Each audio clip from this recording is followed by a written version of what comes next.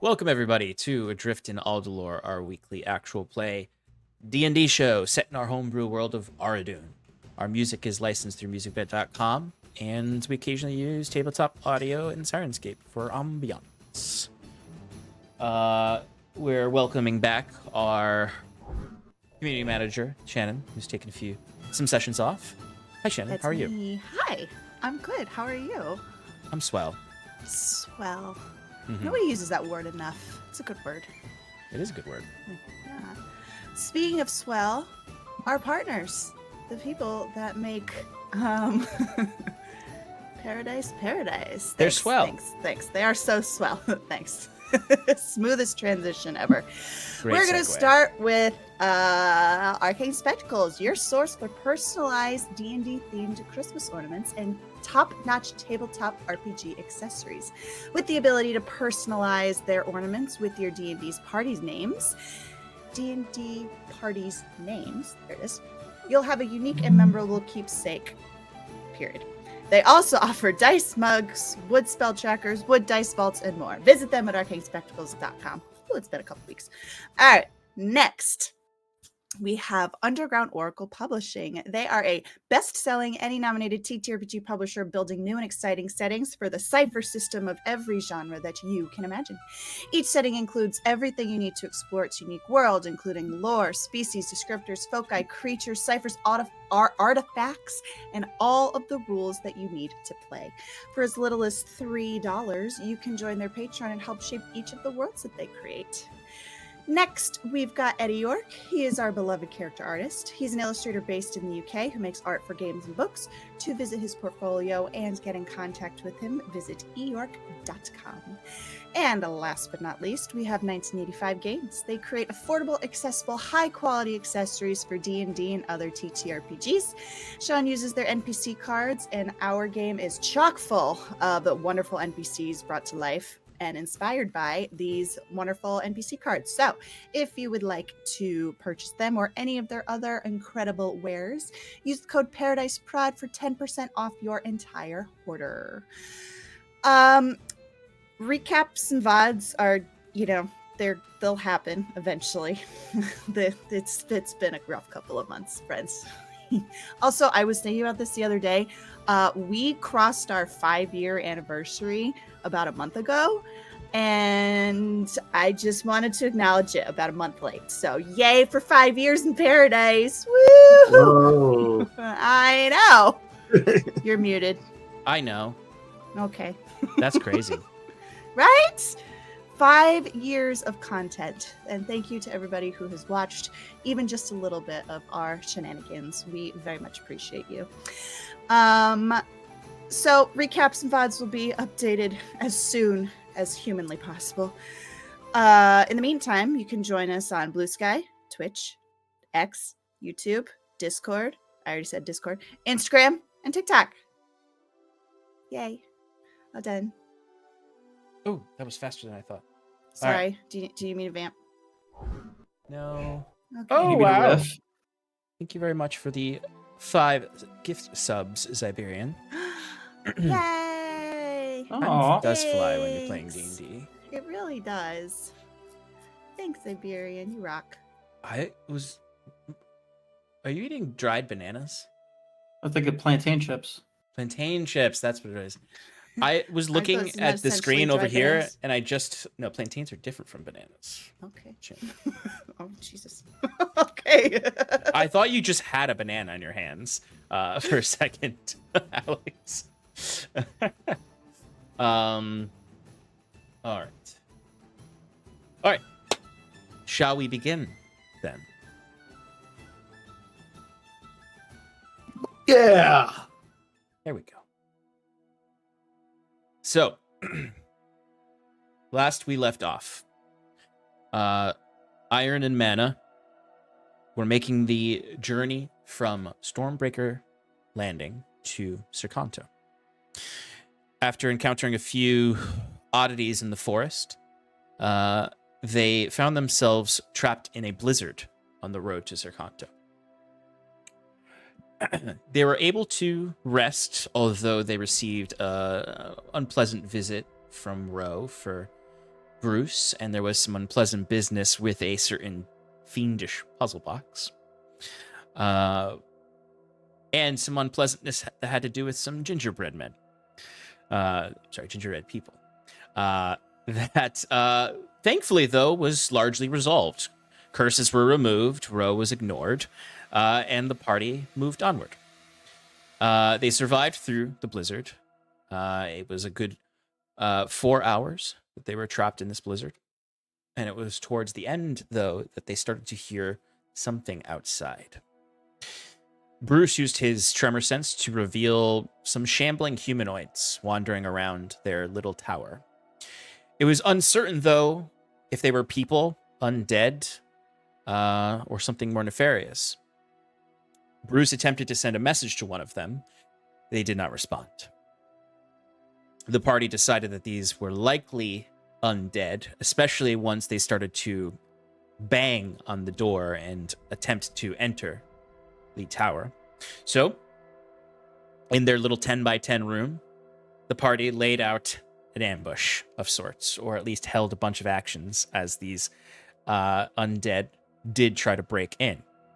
These undead were different from the shamblers that they saw earlier in the forest. That these ones had this bright, eerie, cold light that shined from their faces and their bodies that revealed them to be these entities that are almost haunted in a way by angry elemental spirits. Because upon killing them, their bodies reverted back to just cold-stricken corpses with frostbite all over them. But the miasma, this sort of fog came off of them, this misty, cold fog that gathered on the ceiling of the room. And then as Fearn was investigating it, as it started to form icicles, it revealed itself to be frost elemental, particularly a crux of frost. The party handily defeated it, in addition to these zombies. And Bruce quickly repaired the door. Septimus laid the dead travelers to rest. Being more knowledgeable of these types of elementals, he knows that some haunted, evil elemental spirits will, in essence, punish those who get lost and die in the cold wilderness of winter. Another item on his long list of grievances with the unfairness of the elements. But the party rested for the last hour of the blizzard, and then took a long rest as well, because it was too late and dark to travel to Cercanto, even though you were only about an hour away. The next morning, you did make your way to Cercanto and encountered on the ice fields, the snow fields, before reaching Cercanto, some citizens, a militia of sorts from Cercanto, fighting 4 ice trolls and struggling to fight these ice trolls. As you charged forth heroically, you saw one of these militiamen riding a axe beak get pulled off of his mount and his head bitten clean off by one of these ice trolls. As scary as that was, the Iron and Mana came in full force and absolutely obliterated these ice trolls. I think I dealt maybe 10 damage to one of you, as there were rounds where Saskia dealt over 60 damage, rounds where Fearn dealt over 60 damage. You handily cleaned up and truly saved these militiamen, because while they probably would have been able to kill these ice trolls on their own, they would have suffered many casualties. You were greeted by a man who appeared to be the captain of this militia group, a man in half-plate armor with an orange cloak, who called himself Leon Ferenz. You saw that he was a half-elf when he took his helmet off. Quickly, the militiamen gathered all the supplies off of their comrades' bodies and then began to carry them off towards Cercanto, as they also harvested the hearts of the ice trolls, which Leon let you know are ingredients for resistance to cold potions. In the distance, you began to follow Leon to Cercanto. That, as I described last week, is, and we're transitioning now out of the recap. You see in the distance Cercanto. It's about probably maybe a 10-minute walk or 15-minute walk from your current position. You can see old stone walls covered in snow that at one point may have been the stone walls of farms that littered this valley in the old days before the creeping undeath and the cold, cold winter. Cercanto is a strange city because it wasn't meant to ever be a city. It was originally just a simple watchtower. And you see that stone watchtower in the center of the town. We're not really at the center, more towards the back of it, because the town surrounds a really small plateau that has essentially the top portion is this tower of stone. The second layer of this plateau is a fort of stone. And then the third layer, before it reaches just the ground you're on, is what looks like a formal town. It has full structures, some stone structures with a wooden palisade wall around it. In concentric circles off of this town are several camps that have their own makeshift palisade walls built around them. Concentric circles is the wrong term. They're not really circles within circles. They're kind of just organically grown around, almost like fungus growing off of the original town. Are these small little square forts that have camps inside of them? The most exterior camp is incomplete. The palisade wall is incomplete. You can actually see that it's almost come together, and they're just now constructing the gatehouse of it. So, that being said, Cercanto is much more of a vast labyrinth of camps with a town in the heart of it. Both due to refugees from the north as part of the last many years of the creeping undeath, but also just generally, Cercanto has always been somewhat of a refugee town for people in the north of the Aldhalor Islands. Because even before the creeping undeath, the north was a harsh place to live with the unnatural magical winters. So, Leon Ferenz is on the back of his axe beak, which for Shannon, who wasn't here for the description, are these large, really burly ostrich-like birds with white and pale blue feathers that have beaks that are somewhat shaped like an axe in their face, with these very large, widespread talons or feet. But he is riding one of those right now with his militia kind of walking ahead of him as he's leading you 5 behind him. Well, 6 with Sal. So, is there anything you'd like to do as you walk to Cercanto, or are you just looking to get there quietly? Yes, Mike, do you have any questions for Leon Ferenz or want to talk to him?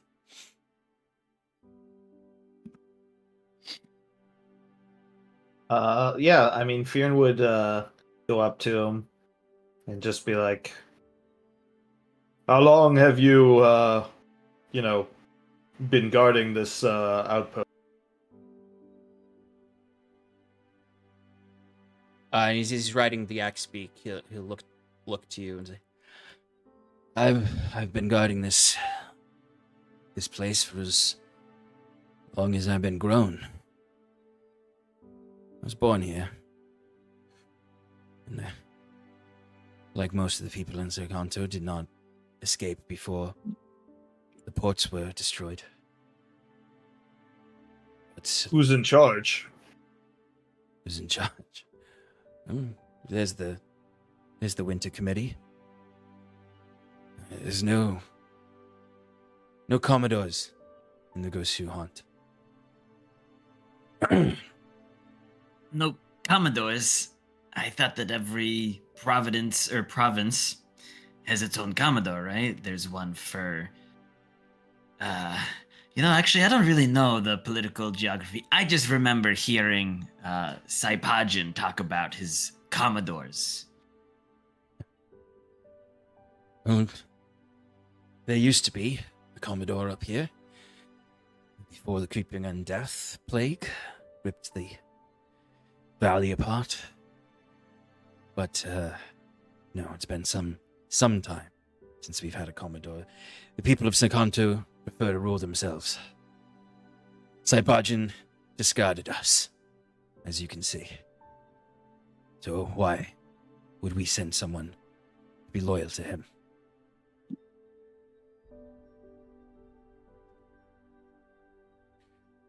You're the first outsiders we've seen in years.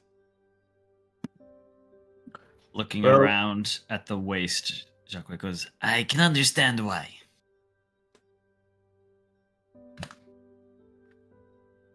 We've come to help best we can with your whole situation. I mean, I know this prospect of creeping on death is a bit of a stretch, but we've come to investigate its source, if possible.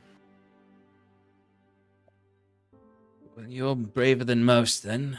But if you are indeed responsible for the light we saw in the skies, you've proven yourself valiant enough to reach Cercanto. But if you're looking for the source of the undead, it's to the north. Further north. Much further north. Well, our journey takes us there because we have a few other errands that maybe someone in your town could help us with. Looking at Fjern, Jacques says, we have a friend of yours. He says, like, making eyes like a, I don't know how much information you want to share because you tend to be, hold your hand close to your chest. But we know of someone that we want to find lost somewhere in the north, and maybe someone could help us locate him based on landmarks we know. As well as a specific temple, right, Fjern? Right. Let me see here. Hold on, I'm just checking my notes. Well, if there's someone in town that would be best equipped to help us, a navigator maybe, or an explorer, or an old sage with wisdom from ages past. Well, there are certainly those in the town who could likely help you with those situations. We have many folk who still remember the days they lived in the north before they cut on death. We have surely many who could give you more information.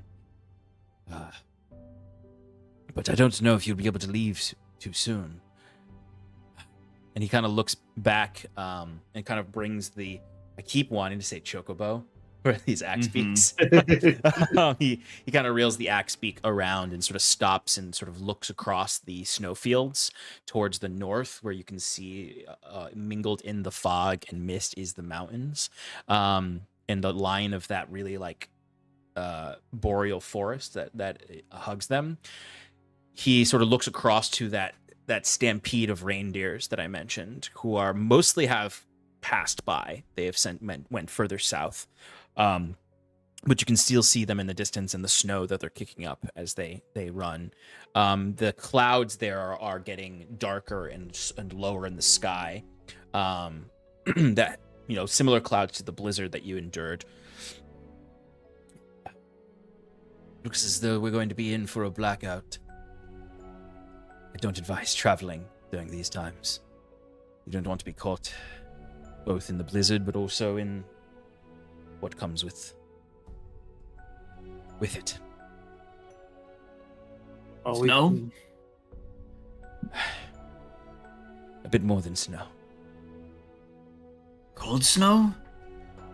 More trolls, maybe. You'll find us superstitious, but we don't particularly like to speak the name or mention the entity that comes with the blackout storms. Lest we summon it, manifest it. I think it's been proven that names don't actually have that kind of power. I think that's a different genre you're thinking of. Get my insensitive someone has not visited an onomancer recently. Oh, we have, and I don't know if I believe his bullshit. No offense. If you believe it. Names have power, whether they are magical or not. The hope and prosperity of Cercanto relies on superstition sometimes. We've survived this long, isolated from the rest of the world for a reason. I don't suppose you have lodging for us to weather this storm? Oh, there are several abandoned buildings, some abandoned tents as well. Home. No inn or tavern? We have an inn. Very few seats in it, though, or beds in it, because they're the warmest in town, the nicest in town. They're usually taken. Yeah, how would an inn survive in a town where they haven't seen any travelers in years? That's not my problem. They should have it for when they have travelers. Well, to be honest with you, it's more like squatters who have laid claim to rooms in what was an inn. It is now more of a gathering place for numbing the parts of reality that gnaw away at hope. Sean, what are the buildings mostly made out of? Timber. Yeah, okay. So it's just like log cabins. Oh my kinda? god. They're all made out of werewolves? Yep, they're all made out of werewolves. No, there's it's mostly timber. There's not exactly the ability to acquire resources other than from the forest here. There are stone structures though in the center of the plateau, in the old town, so to speak, where there was stuff before it became this refugee city. Okay. There's a mixture. And then obviously like a majority of the exterior are camps. They're literally like tents and makeshift homes that have kind of accrued over time. So some of them probably started as tents and then they started to build small wooden structures. But yeah, it's all wood. okay. Go Well, ahead. we don't prepare to be leaving anytime soon. We've been on the road for quite a while. Can use a little bit of reprieve. If you don't mind, show us around to those abandoned buildings and looking to Jaquette for a second. In the inn, we like to rest up and kind of get our thoughts together. I'm a Have to little make our sick next of move. hardtack. But we do have food. It might be surprising, but we are able Oh. to scrape together. Yes. What do you got? I'm starving. This is when Bruce reveals he has not been eating the hardtack. He's just been going without. Well, of course we have. Well, I hope you enjoy venison, reindeer, small game, root vegetables. We have plenty of those. Honestly, anything will do right now. Pickled fish. Where'd you get fish? Oh, there's a river Ice, right there. ice fishing. He points over yonder, where you can see that black river kind of piercing through the snow. I know nothing about fishing. You have to be careful, though, of course. Any game that you hunt here, you need to inspect it thoroughly for infection. And what happens if you do eat it? Well, you were in Stonebreaker Landing. You saw what was left of the people there.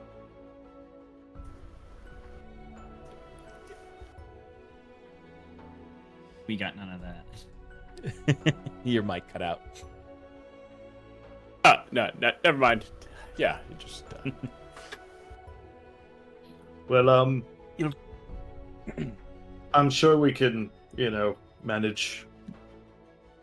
Who is this winter committee you mentioned? Is it some sort of governing body between people in the town or Cercanto, or is it, For the a most large part. group? As a representative from each of the camps, representative from the old town, representative from the fort, representative from... Sean checks his notes for his own. Proper nouns, baby. All my proper nouns. A DM's. Ish. Guess- Representative from Old Town, representative from the fort and the Veilguard Tower, Nordrock Camp, Alto Camp, Revels Camp, Hag's Hamlet Town. At the camp. mention of the Revels camp, Jacquette makes eyes at the rest of the party like, oh? And one of my allies, Diadrin.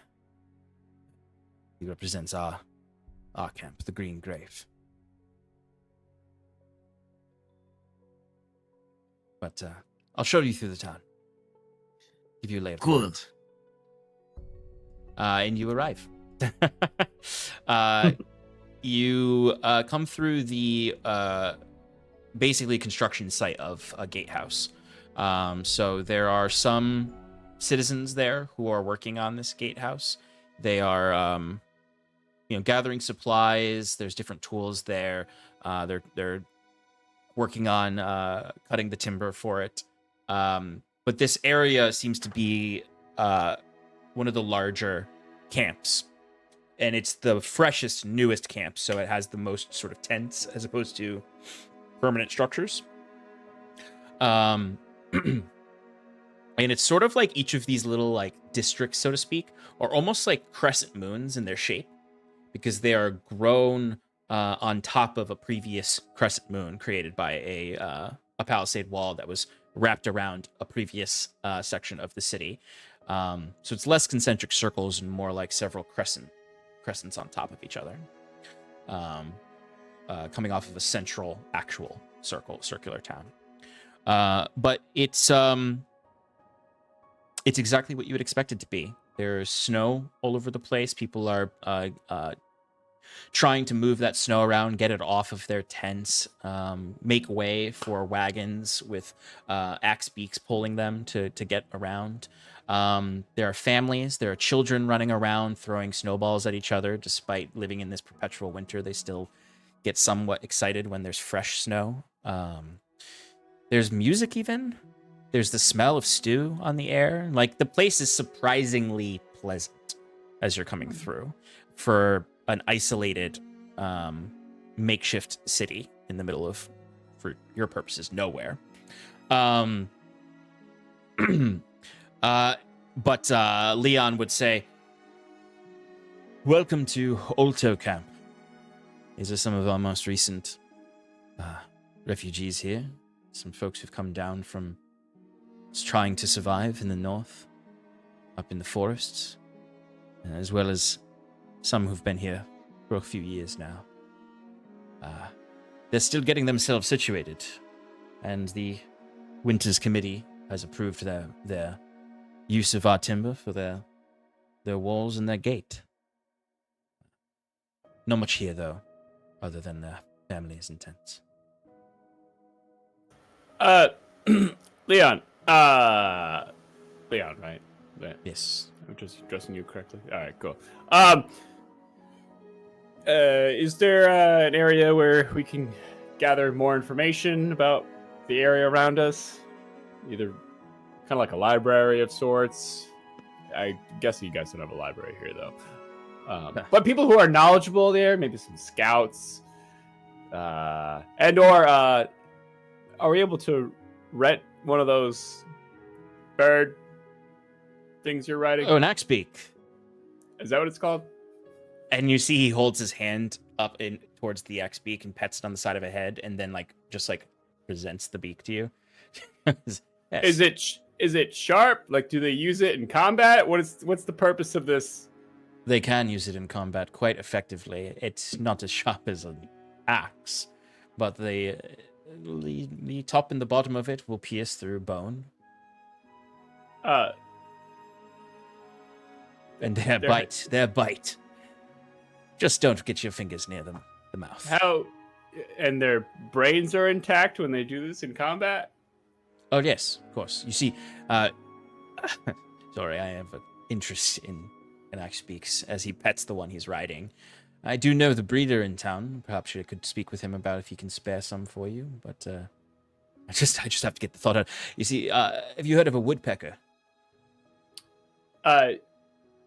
Yeah. Bruce is like, yeah, I've read about it in a book.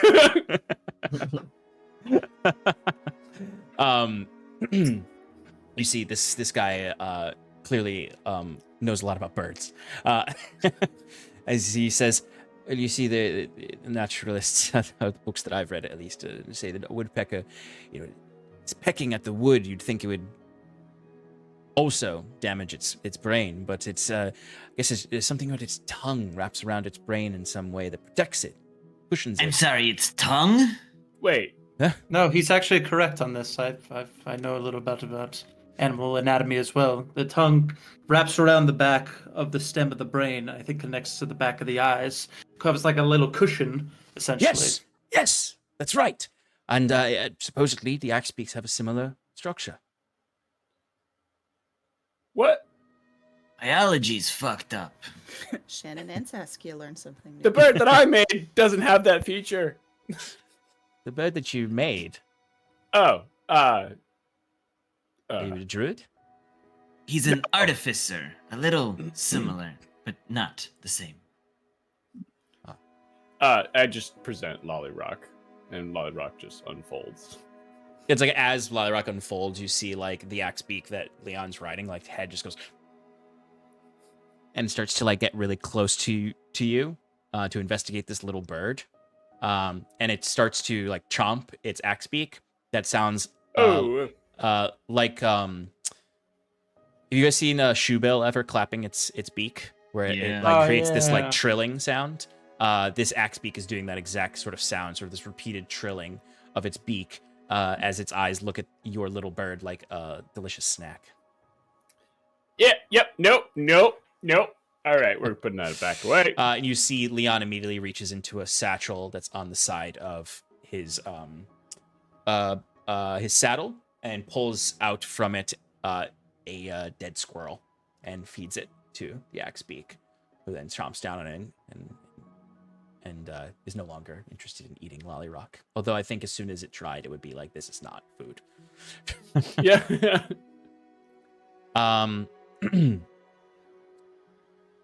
But to answer your question, before I got onto the topic of bird anatomy. Yes, we have several folks. If you're looking for information, certainly people in the old town are the oldest families. I have a lot more knowledge of the region. You're thinking about scouts or rangers. He sort of smiles awkwardly and looks to all the militiamen that are walking with you guys. All right. Yep. Well, thank you. But my the last outsider to come here, who might have more knowledge than we have, was a man in the revel camp. What exactly is the revel camp? Jacquette's making eyes at everyone again. Well, the man that I'm talking about here, Thalrin is a reveler. He's a traveling reveler who came here early in the refugee crisis to help. And he set up a camp where he provides healing, medicine, and food. And truthfully, the Rebel Camp is actually probably the only true tavern, so to speak, or inn in Cercanto. And how exactly would he know or be the best person to help us? Well, he's a traveler. He used to travel around the region to help people as revelers. The road the revelers who travel the road, who don't call themselves or place roots in a city, provide support, but we haven't had a green night in some time. They've all passed, unfortunately. Hence the green grave, where I hail from. He's the closest thing to an outsider with any information, other than, of course, the older families of Old Town. Septimus, a little cautiously, and I look into the rest of the group. Well, in the event that doesn't work out, I was going to ask, potentially, seeing as how we helped clear this town a bit of that troll problem, if you might have any opportunity to guarantee us an audience with whatever this council was of all the factions, so maybe we can tell them and express to them what we're looking to do, and they might be able to point us in the right direction. I can speak to... Because I'm sure we can help each other in this matter, for what we need personally, but also what is affecting here. That seemed to be the case when we landed at Stormbreaker Landing. I can speak with Deadrin about gathering the council together. To hear what you have to say and request. I mean, I'm sure they would just be eager to meet with you regardless, as some of the first outsiders in years. And because we are the renowned adventuring band known as Iron and Mana, who wouldn't want to meet us? Jacquet says with a little minor illusion flair. News doesn't travel here. I'm sure there are very few, if anybody, who would have heard of you. Well then, call us the news room, because... Is that our other name? No, our other name is the Heroes of Hyven, but you guys don't like that. Or Hyven's Heroes. Alliteration is key! It hasn't exactly been a printed paper here in some time. In truth, ever. As long as I've lived here. We would appreciate if you would set that up. And in the meantime, maybe we will, after we've rested, seek out this... What was his name again? The Reveler? Thalwyn. Falwyn. Mm-hmm. And see what help he may be able to offer. Well, you're certainly welcome to stay in my camp, the Green Grave, or you can try out the old inn in the Hag's Hamlet. I can drop you off there. Or, of course, you can see if Thalwyn has any beds possibly available for you. But at this point, you've kind of reached a little center square in the next camp after entering through like very simple, not a gatehouse, just simple doors, gates that opens up. And he says, I can leave you here now. We're in the Nordrock camp. If you travel up that road there, it'll bring you to the Revel camp. Travel up that road, it'll bring you to the Hag's Hamlet. You can come with me, of course, and I can introduce you to Deadrin. You can stay in the grave. Or you can find your own place to stay. Of course, you can go into Old Town and look for an abandoned structure to set up your own camp. Looking to the rest of the group and like, well, thank you for the hospitality for now. I think we'll find our way for now and set up shop or rest somewhere. I suppose we should try this Revel camp and the guide you speak of first. If you were looking for us, perhaps after the storm, you may be able to find us there. Certainly, I'll check both areas to see where you are. But if you go to the Hag's Hamlet, the old tavern was called the Fey Court, and the Revel camp is the Revel camp. So I'm sure I'll see you there if you decide to stay there the night. The only place I really would have some trouble finding you is if you decide to stay in the old town. So you could always come to the grave to find me. Very well. In the Nordrock camp, you would find this area to be pretty built up. It has more like log cabins and longhouses that have been built here. There are still some rudimentary homes that have been built too, but it seems like this area has sort of collectively created these lodging houses where multiple families live, versus them all building their own individual cabins or camps.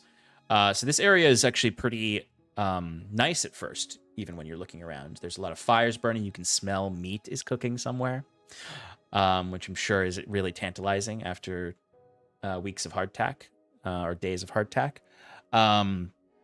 There are people running about. There are several of these gatherings of elderly folk, people who have probably been here a very long time, who are members of the Cercanto community probably before there was even the creeping undeath. They all kind of cluster around little iron pits with fire in them, all kind of smoking these really long hand-carved pipes that have little visages of animals carved into them. But he would look to you and go, well, I bid you farewell, and thank you again for what you've done for my militia. I need to tend to these dead, bring them to the green grave. I'm sure I'll see you soon. Thanks, Leon. Goodbye. Hey, all right. So what's our game plan here? I'm thinking that. Well, Theron, you said that there's going to be a blizzard later, right? Right. Said that Leon seems to think that way as well. I mean, my magic hasn't been wrong yet, so I suppose we should find some shelter and quick. Well, okay, so and it's like right behind Theron as he says that. There's just these like big black clouds in the northern horizon. Bruce has no idea. So I can make my little tower again. That's temperature regulated, so we don't need to worry about actually being cold in the night and have to keep a fire going and or pay for, I don't know, anything. So that's an option. We can go to the old section, do that just for tonight. But in terms of what we're doing here, we're just trying to get information to find your brother, right, Fear? Should we scry on him again is what I'm trying to get at. Fear looks a little uncomfortable. And happy to.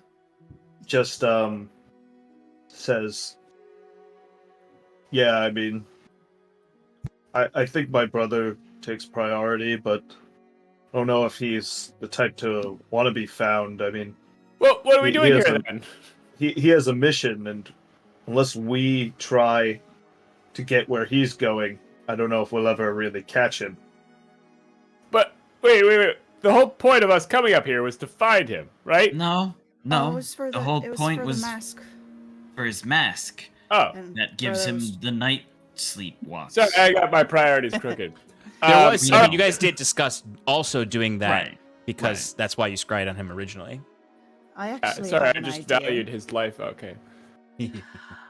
I feel like, I don't know, I feel like as a group we're a bit lackluster in terms of I don't know, team building, I guess you would say.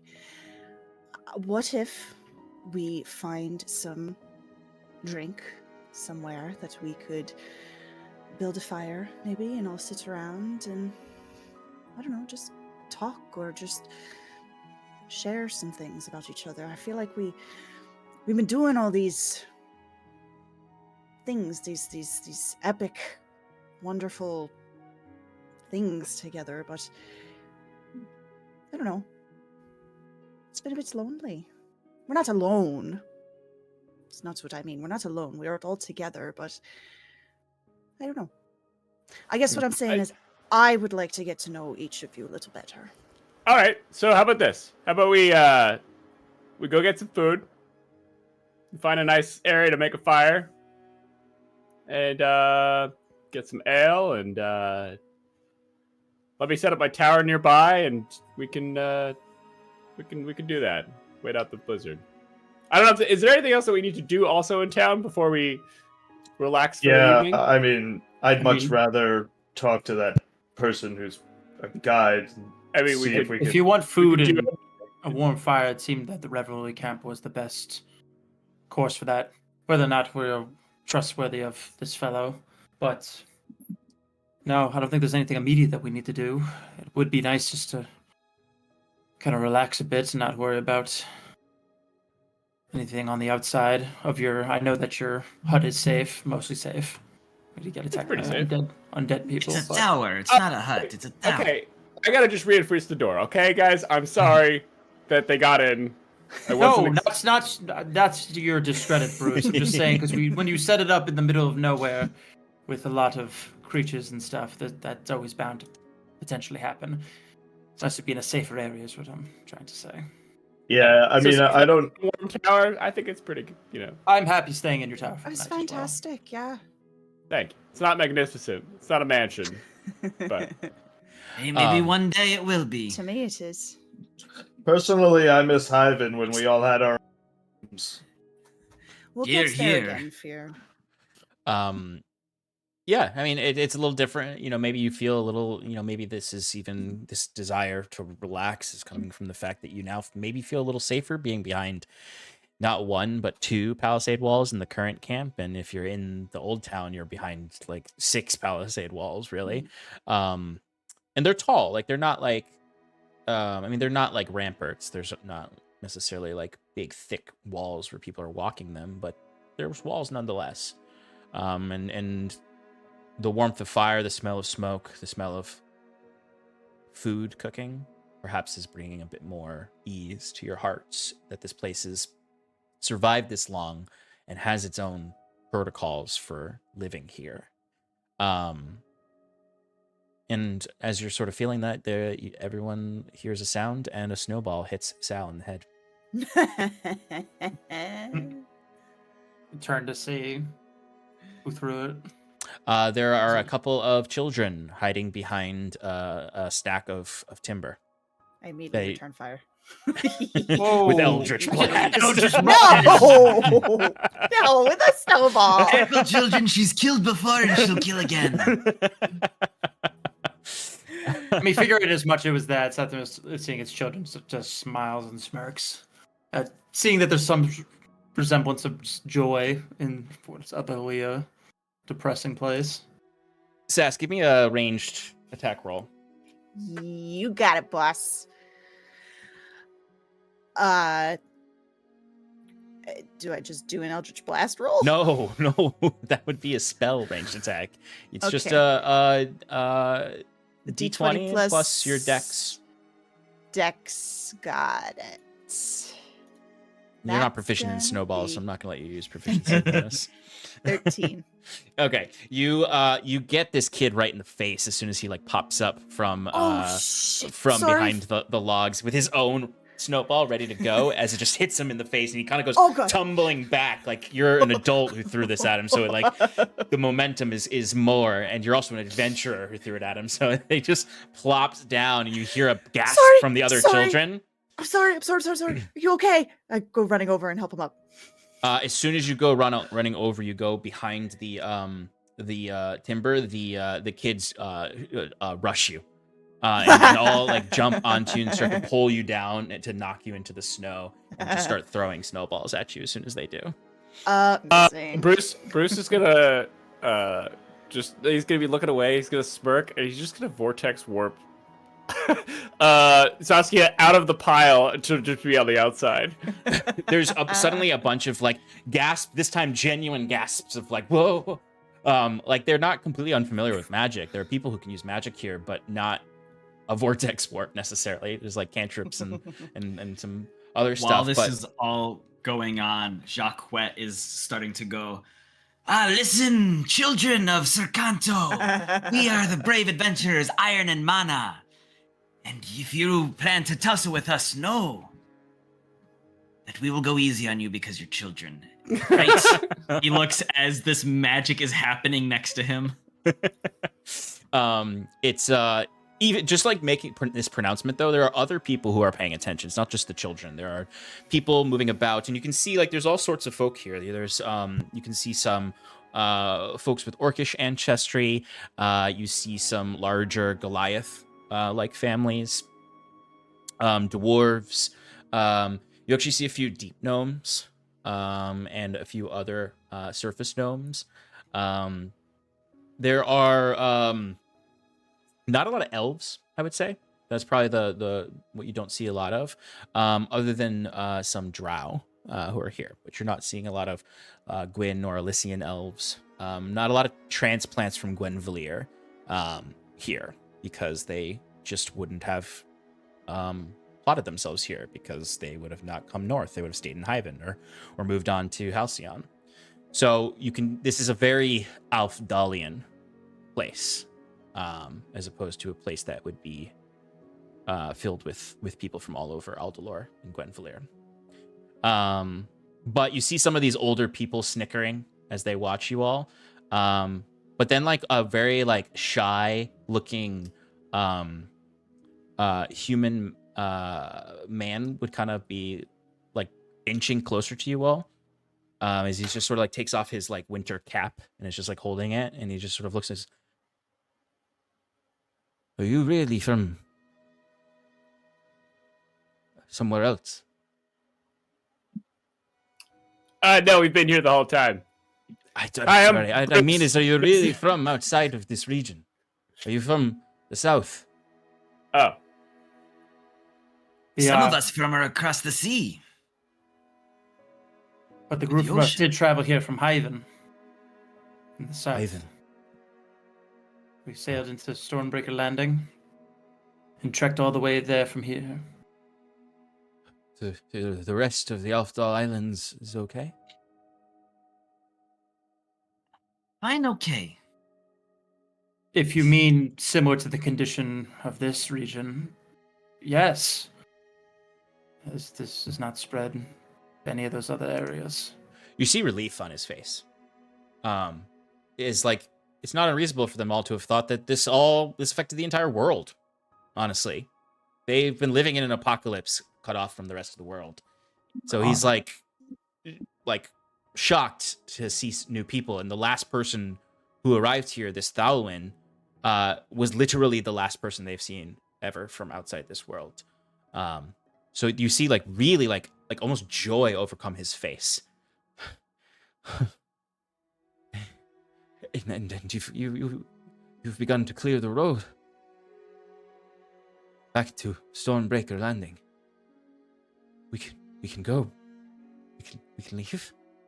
It's still dangerous on the road, but less so now. Stormbreaker's Landing is somewhat safe, at least cleared of this rot. Thanks to Iron and Mana, and especially our friend here, Jacquet says, giving Septimus a hearty pat on the back. It's currently being overseen by a new wizard of the Astrology Tower.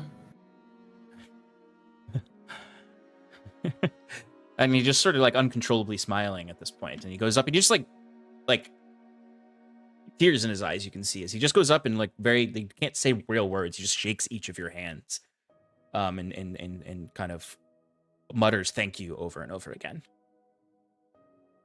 Are you from somewhere else? As he's like shaking your hand, Sass, as you say that. Yes. I'm from Ineja. Oh. Yeah, well, hopefully, we're not stopping here. We're going even farther north, so hopefully it'll be even safer when we're done. Tell me, have you ever heard of a specific plant known as the Blessed Wort? Blessed Wort, yes. It used to grow in the mountains. You have it here. Haven't seen much of it, but some families have their own that they keep, they reserve, in case of incursion. But we don't see as many these days. Thank the gods. But there's not much. And anyone who goes out to find more does not come back.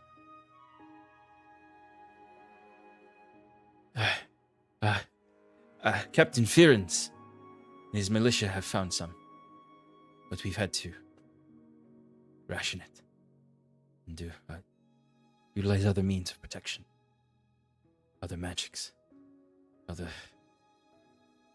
walls, more walls. Oh, always more walls. You get like this claustrophobic vibe from the way he's saying this. Like, this walls create safety, but a deep sense of isolation for some of the people here.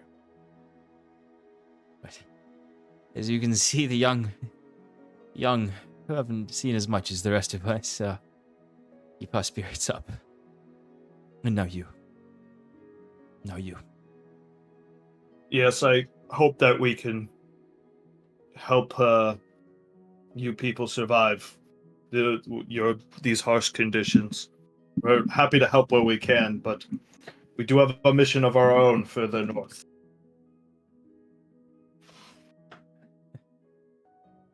I won't bother you. Say, what's your name, stranger? Baldwin. Baldwin? Mhm. It's a pleasure. The Make sure pleasure you tell is- your friends Iron and Mana is here to save the day. Jacques gives a little wink and a finger gun. he's certainly like even more so than like Hyven is such a cosmopolitan town that like adventurers are just sort of like, yeah, there's adventurers. Hearing the like almost city-like way that Jacques talks, he's a little like awkward as Jacques does the little fingers gun and winks at him. He's like, of course, well, whatever you're doing here, I'm sure it's important. You've already done enough. Thank you. And he'll turn and walk away. Right, And so as he's walking away, Jacques was like, done enough. The creeping rat's still here and it's cold as shit. Listen, Man, it's nice to low be appreciated. standards. It's nice to be appreciated. That felt really good. Oh yeah, no, I don't disagree. I'm just saying, done enough. I mean, come on, there's always more work to do. Jacques, I noticed you making eyes at all of us when you kept mentioning that revelry camp. Do you think it's like revelry? I don't know, but he's known as the reveler, right? Reveler. Bro, the reveler. The reveler. right, I think but quite. I they think might it's have quite right to something- be wary, especially with the recent appearance of him. Yeah. Obviously, we should go talk to whoever he is, but we should keep our wits about us. Are we doing Right. that now, or are we doing that tomorrow? We have an What time- entire I mean- day ahead of us. Yeah, what time of the day? It's the middle of the day, right? It's very early actually. That's right, because we woke up and we headed yeah. to town, and then we started fighting. Yeah, so Maybe we head to the revel camp, find this Thalwyn, talk to him, get some good food, some good drink, and then we head to the old town and Bruce can set up his tower there. Solid plan. I like that I plan. like- that works for me as well. Fearn, did you want to say something? I mean, I kind of wanted to rest somewhere with, in the actual town, but I guess the tower will be fine. Doesn't sound like there's a lot of room in the rest of town. I don't know. We'll see what the revelry area looks like. Maybe they'll have nicer accommodations than you think. True. All right. And So- it was Talrin the guide, right? Thalwyn. Thalwyn. Mm-hmm. That's what I have written down. Thalwyn, Baldwin, Leon.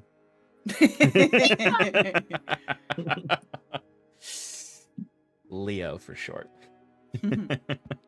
Leophilus, no. I was about to say last name Cheese Wheel. Does he have a dice that he carries around? No. Though he does somewhat know the ways of the lady in that way that the Lady. knights. Hey, lady. Anyway, You Especially head president's daughters. you head up this way because that's the way I pointed for the revelry camp. What direction is that? It is north. You begin heading north towards the north side of the camps, essentially. You are in the Nordrock camp. You had just left the Alto camp. You are now heading north up the road that leads along the walls of the old town. So you can see to your left, to the east, is true like stone foundation palisades. So there's like a stone foundation and then a true like rampart palisade that you could stand on top of fire arrows down from. Stefan. If it's on our left, wouldn't that be the west? Did I say east? Yeah, I just want to clarify. No, I'm you're sorry. you're correct. Okay. You should always ask if I ever say west and east and it seems wrong. Double check because I like lefts and rights. I get east and west wrong all the time. Okay. And I often will go like this, and that doesn't help with east and west. Never eat soggy watermelons. Waffles. Soggy waffles. Soggy Oh, watermelons. I was like, what are you talking about? And then I Never just eat realized, soggy waffles. aren't most yeah, but what if you just do it wrong? aren't Not the most outside. Because you could just do it. The Are we same there problem yet? exists. Did we get there? Nope. No, We it's gotta talk okay. about this watermelon issue. Mnemonics don't need to make sense. Waffles. No, but I mean, you still have the same problem of like if you go the wrong way. Eat soggy. Just So if remember. it never eat, Soggy you can waffles. still mess. No, it doesn't help. It's clockwise. Never It's easy. waffles. Soggy. How about you just eat. get good, noob? Skill issue much? You know what? Just like everything else in this world, north, east, west, and south doesn't exist anymore. It's now It's Nodo. East. it's Nodo, West. Aodo, Wodo, and Sodo. And we- and the last one, We- Sean. Sean. Yeah, south is just Sean. He's 10 leagues. He's 10 leagues, Sean. I have a friend named Sean. No, you don't. You have a friend named South. And Oh.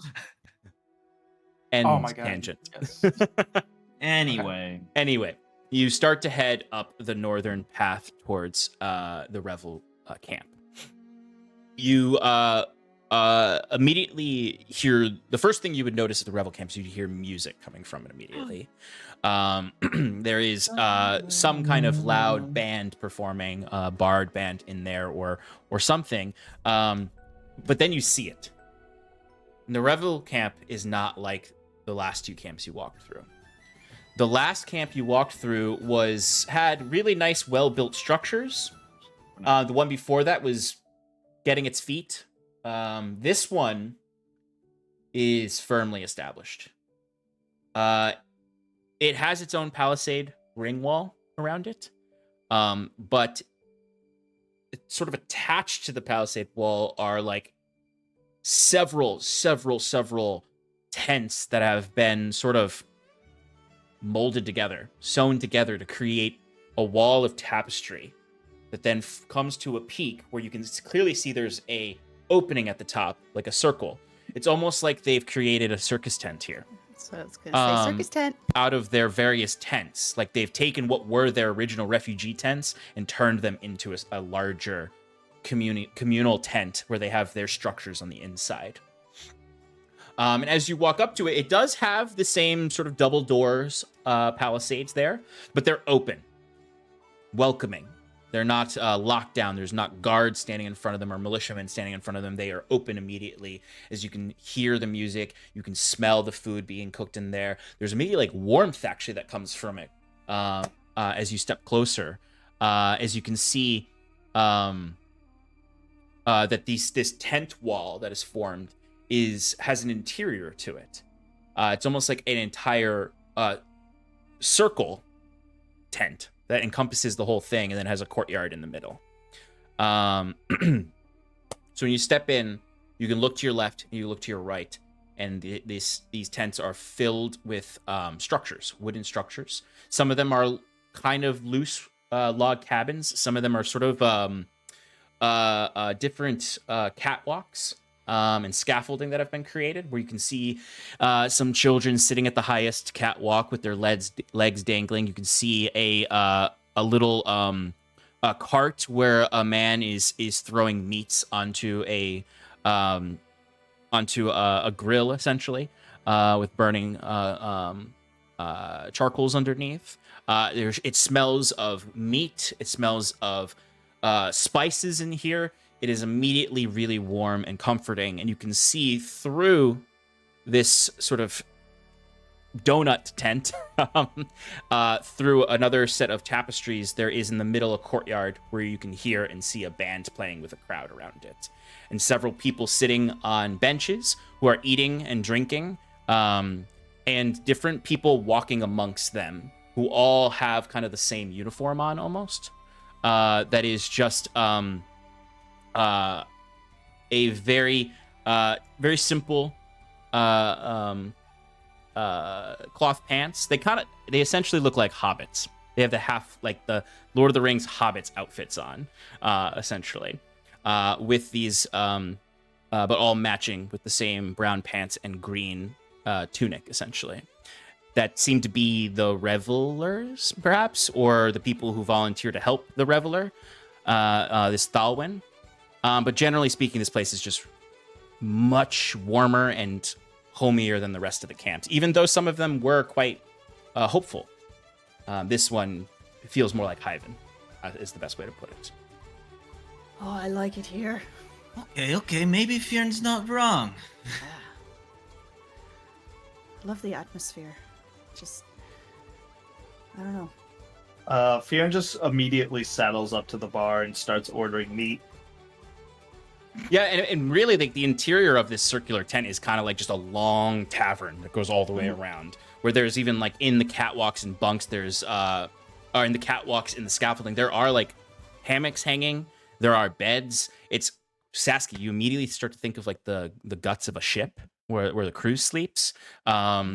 It's an interesting, like, tiered almost tavern, where instead of it being floors, there's scaffolding that you go up to the available beds. And there are essentially bars going about. There are people who have vendor stands, essentially, where you see folks coming up and handing them a long blanket that they wove, and they hand back some wrapped up food and a drink. There is no one exchanging silvers here. Everyone is exchanging goods. It seems as though trade is more valuable than silver here, which makes sense because it's an isolated economy that doesn't have, minted silver from the capital. Like a barter system. We should also remember that you two, you, Saskia, and pointing to Fjern while walking over at the bar, need some warm weather gear to make sure you're prepared for the far north. Yeah, I was just thinking, I didn't realize how cold it was until we came in here, and I just melted. I have my old furs from, ages ago. I suppose. You'll have to ask the gods if that's good enough. I wouldn't mind, like, a long coat. That's like a nice long sleeve coat. Someone bumps into you, Saskia, and you turn around and you see this orc who's like a full head taller than you, and is quite round, and has these it's funny because his tusks come up, but then he also has like a really bristly big gray mustache, so he indeed looks like a walrus, with this gray skin and these blue eyes, and he just sort of did I hear that you are looking for warm weather clothing? Yeah. Yes. A couple of us are, yeah. Sorry, didn't mean to bump into you there. Oh, nonsense. You're welcome here. The Revel Camp, we welcome all here. And we have the best goods in all of Cercanto. Great. Do you have any coats. Coats, yes. Round the bend, other side of the tent. You'll find a little vendor there. Good friend of mine. Sells coats. All manner of coats. We've got Okay. reindeer fur coats. We've got mammoth fur cloaks. We've got axe-beak feather cloaks. We've got... he just starts to Sean. list. Keep He going. just starts to list like several different things. We've got moose coats. We've got scaled coats. We've got that's. I've listed all the coats. Do you have? So, I mean, do you have any wolf coats? Wolf coats. Of course, we have wolf coats. We have, in fact, dire wolf coats. Ooh. Wow. What about bear coats? Here's is your lucky day. We have bear coats. In fact, we have dire bear coats as well. What about owl bear? Yous are in luck. We have one owl bear cloak left. Well, thank you for this warm welcome. We are Iron and Mana. Adventurers. Yes. Good. Don't see many adventurers around here. I, in fact, have Can't gotten quite imagine why. bored of the clientele. Welcome. You can get a discount then. A discount, I say. A discount. Tell them. He said it here first, folks. A discount. Jacques is shouting, like looking at one of the random vendors. You see, like this man is like remembering business. Like he has not actually had to sell anything really. He's had to like barter with people, and now you can see in his eyes, sort of like he's like, how do I do this again? How do I sell to strangers? I imagine you have silvers, right? Some of us do. Adventurers And gold. Gold, you say? Aye. Richly. Iron and mana. Well, we have plenty of coats. So, if you wish for a bearskin coat, a wolf coat, mammoth coat, and We get it. We get you have a lot of coats. yes. Well, thank you very much for the warm welcome. We'll just I remembered another coat. Giant sloth coat. Oh, what about Yeti coats? okay. Oh, Here. no. Yeah. We leave Damn the it, Yetis that's the alone. one I wanted. You hunt Yetis, then you end up with a gargantuan Yeti on your town. We have enough to deal with, not to disrupt the Yetis. It's a good thing I didn't do that on the way here. I cast a little like watch this glance at Jacques. Well, as we make our way over to the coat salesman, who should we say sent us? Theodore. Wonderful to meet you, Theodore. He goes to hand you- Roosevelt, by any chance? With your big bushy. Do you carry a large stick? You can call me Teddy. Walk softly. Yes. This is the coat sales orc named Teddy Roosevelt.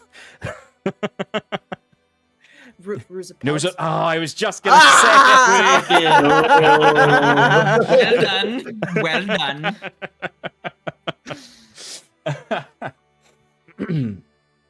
But I must be off. But tell them Teddy sent you. Will do. Thank you. And you see he walks immediately away from you guys and bumps into another person. And says, fucking hell. And then you hear that Fucking other fell for it. You hear that other person though go, "Shh, Teddy. I've lived here as long as you have. I don't want your coats."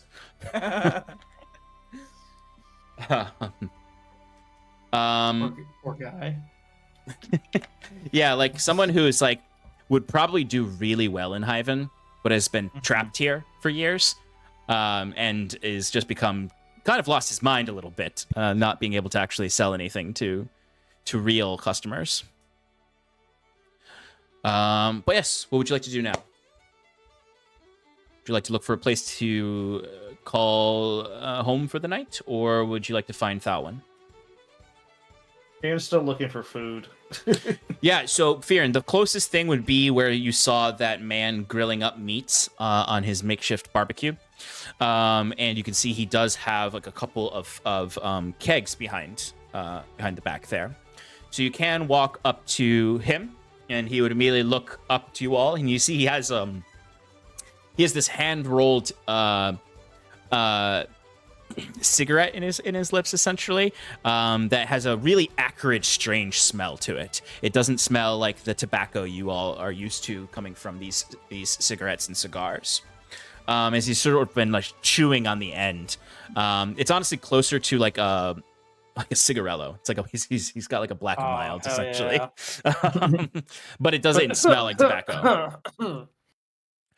As he's just sort of with this big two-pronged fork, just stabbing these huge chunks of meat and flipping them over. He's like, "Do you need something?" Yep. How much for one of those? I point to one of the huge chunks of meat. What do you got? You interested in elemental water? Elemental what? Never mind. How about this? I pull out a shovel. Oh. Pretty good shovel. Pretty good shovel. It's done me good. I'll take your shovel. Maybe get some sloth meat. And I can throw in some for your friends there. He looks past Fearin to the rest of you. Asky's drooling. Oh yeah. Kieran just takes the big chunk of meat and just like literally like lifts it, like if it's on like a spoke or something, like it was hanging over the fire. Like he just grabs one of the ends of it and like lifts it up and just starts like biting into it and just like walks over to everybody else. Oh yeah, it's searing hot when you do this. But Fearin, I believe you're resistant to fire damage, so it's actually a good temperature for you. It's worth it. And it's not absolutely burning your hand as you hold it, but like you can see, like he's holding this big hunk of like a sloth flank, and like you can see, it's a pretty lean meat. It's pretty gamey, but it's meat. It's real food.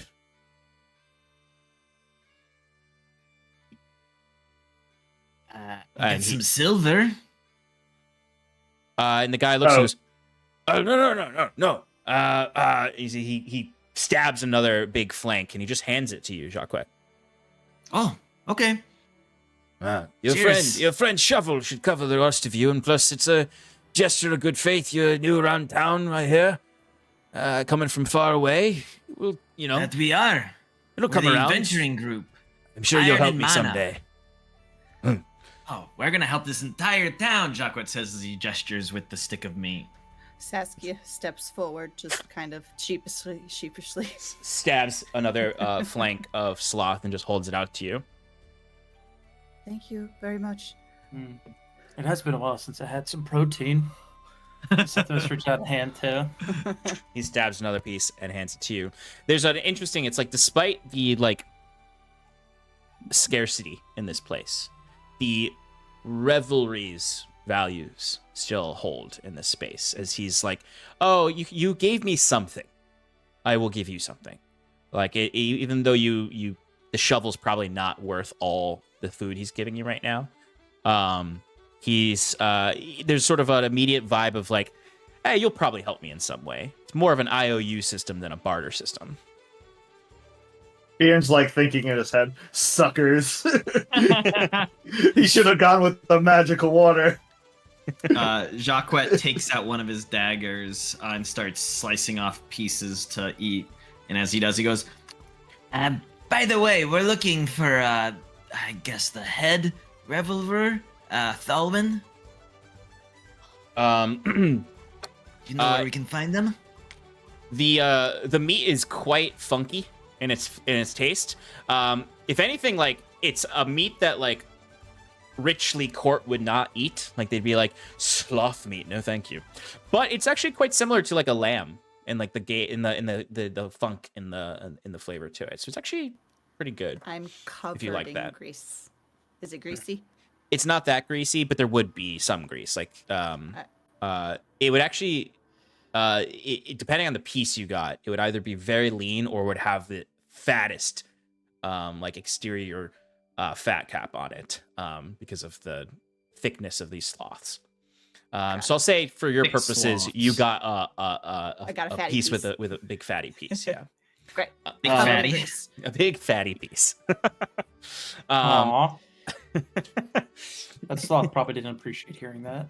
I can't hear. Yeah, It's dead. that the spirit of that sloth is actually the elemental spirit that was haunting those corpses. Anyway, Exactly. he looks at you and he kind of goes back to just sort of like putting new, fresh pieces of meat onto the iron of the grill.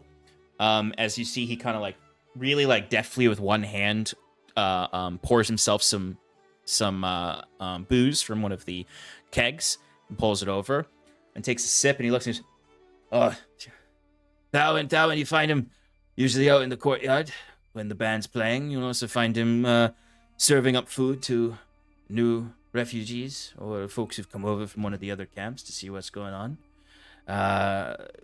If you see people sitting and enjoying themselves, Darwin is usually not too far away. Can you give us a descriptor? Are we looking for an elf, human, orc, flying dragon? No, if you see the flying dragon, his face like shifts for a moment. It almost is like this moment of like, maybe that's the superstition in act you're seeing, as he was about to tell you about a flying dragon, but then he stopped talking immediately. He puts his hand into a little bowl that has salt in it and tosses it over his shoulder. It's perfectly good salt. That one, he's an elf fella. Tall, not as tall as you. He points to Fjern, points to Septimus. Oh, you're right. Fine fellow. Looks long ears, long pointed ears. You don't see a lot of elven fellas around here. Okay, that's perfect. We could find him in a crowd. Thank you, meat man. Come back anytime. Especially if you have more shovels. The meat man Oh my God. immediately gets rid of all his meat and only tries to sell his one. I'm about to make this man a reacher grabber. Oh, there you go. Whoa. This guy would love a reacher grabber.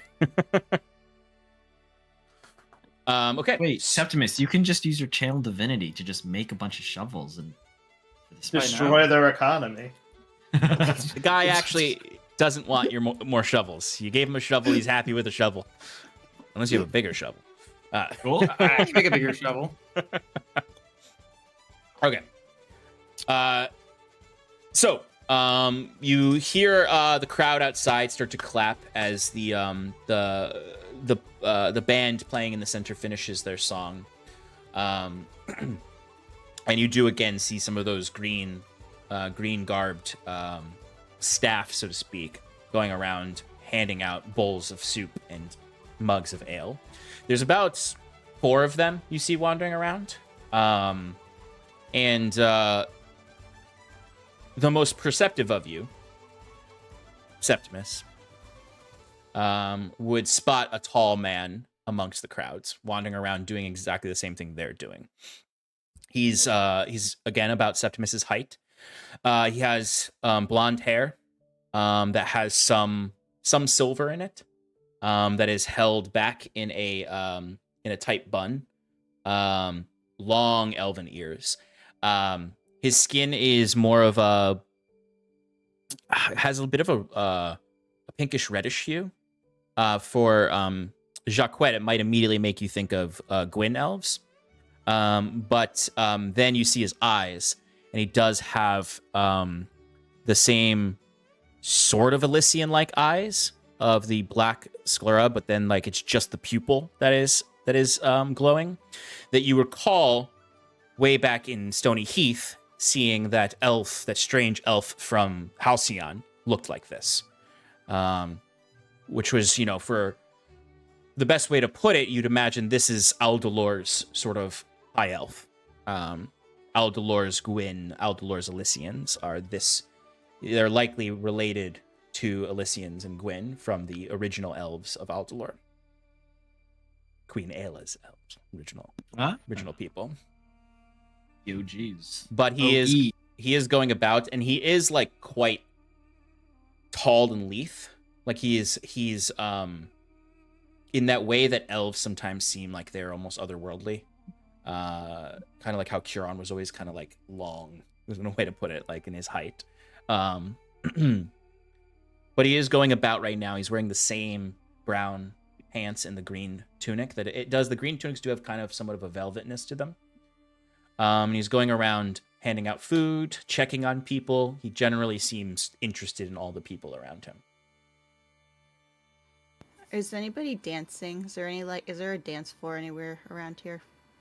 There are people as the band starts to play again. And again, when you see this band, this is not like when you're in the tavern, you see like a cool bard like Jacquet dressed all fine and fancy. These are just like people from town. You can see like there's, really like clearly old instruments that are probably that they saved when they fled their homes in the other parts of this area, or have been passed down by their father or mother who fled, or even their grandparents, or even beyond that who fled longer ago. And it's just this like six-person band just playing several different instruments with a singer singing in a language that none of you understand. But there are folks dancing. There's not exactly a dance floor, but like there's sort of natural spaces that open up as people start to dance with each other. Cool. I'm gonna look at the rest of the group, and I'm holding my my fatty meat, and my blood sugar is raised now because I've had some protein. And I was like, y'all go talk to what's his face? I'm gonna dance. Come get me when you're done. And away she goes. Don't talk to any strangers or accept any deals. Did you see she like meat. and I imagine you immediately like wrap your arm into someone's arm and start dancing. Start dancing. If Ro was smart, he would just show up now and ask her to dance, and that's how he would get her in a pact. You are not wrong. And with Jacquet saying that, I think Bruce is just gonna kind of stand by and just watch Saskia. Chaperone. Yeah. Okay. Good idea. Why don't the rest of us, go talk to him? As I guess the three of us will approach him while he's serving. Mm-hmm. Sounds good. You walk up to him as he's speaking with this like raisin of an old woman, who is like in like the like heaviest like furs you've ever seen that are made up of various different animals. Like it's warm in here. Like she doesn't need these furs. Like anyone else would be like sweating their ass off, but she is just like very cozy in them. Her face is so wrinkled that you can barely even see her eyes when she opens them. As Thalwyn is handing her this steaming bowl of bone broth, as she's just sort of nodding her head continuously as she takes it and saying something in a language that none of you understand either. As we don't understand. Because I know your languages. That's right. Also, it's a language that you would not find in the languages. What? Old Aldhalor is what it is.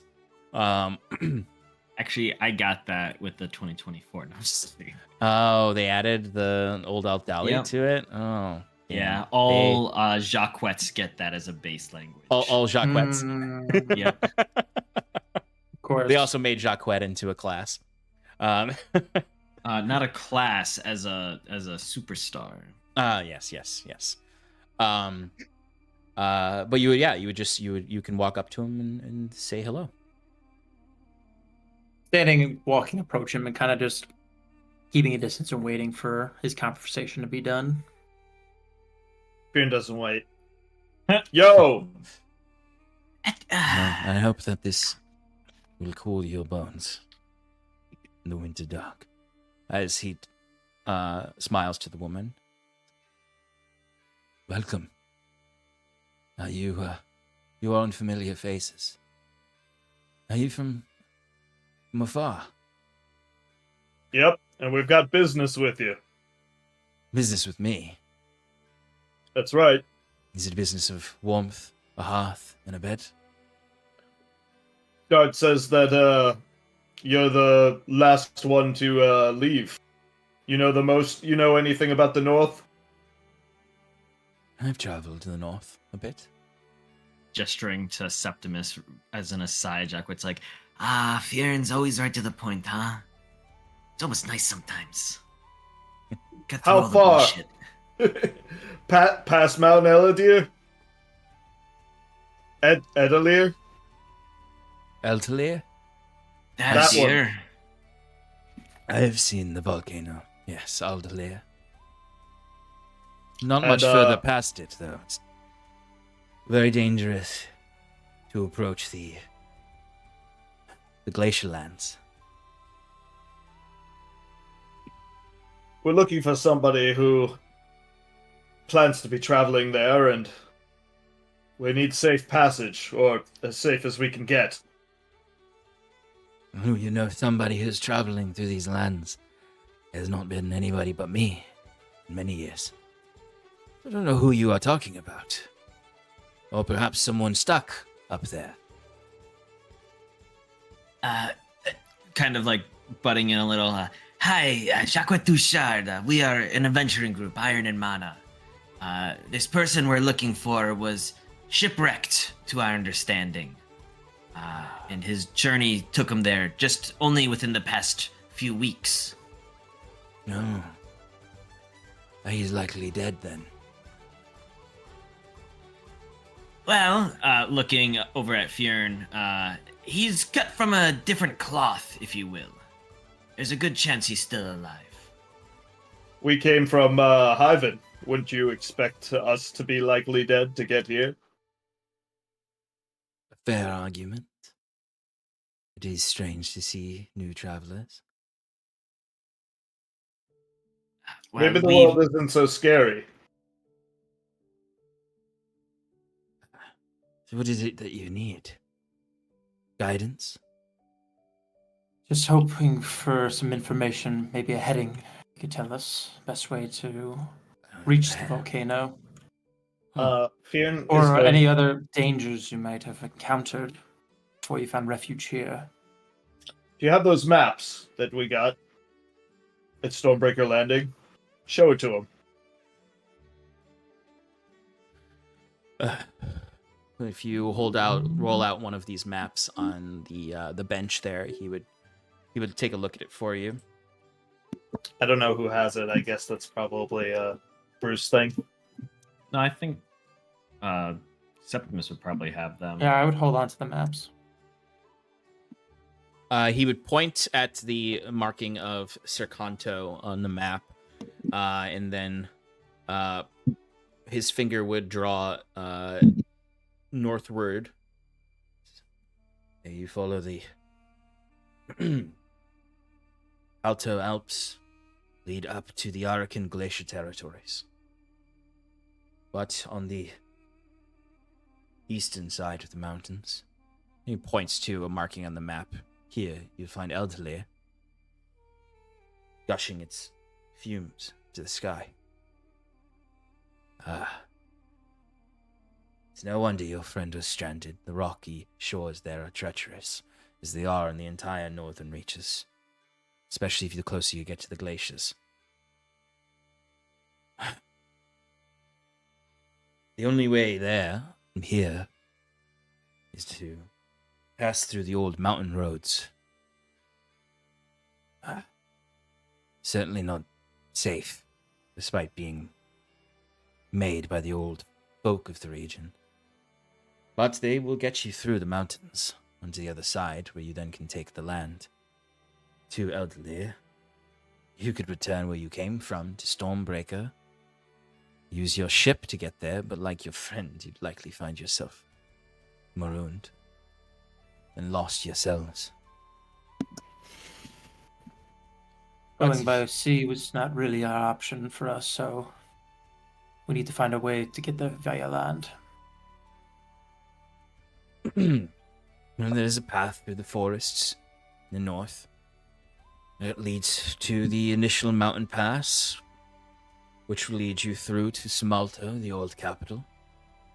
And then out of Simalto, there are 2 roads that lead to the west and east, past the mountains, towards the shorelands, where the old villages are, long abandoned. It's the safest path, though it isn't safe. Otherwise, you'll find yourself traversing through much harsher wilds.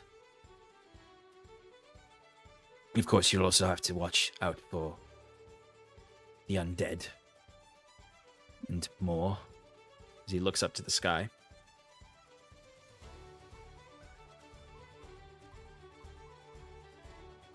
More of this superstitious nonsense.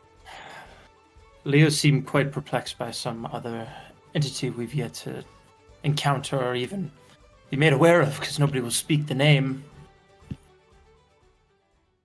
Could you elaborate at least? Well, I don't hold the same superstitions of the people here. I am a man of faith. And I've seen a lot in my travels in this land. So there might be some credence to their refusal to manifest this entity. And he looks to the sky and he says, I don't think you'll have to wait to see what they're talking about. The skies are darkening. There'll likely be a blackout tonight. Hopefully you won't see it, but perhaps you will. It doesn't always come with the blizzards, but when it's dark like this, it usually does.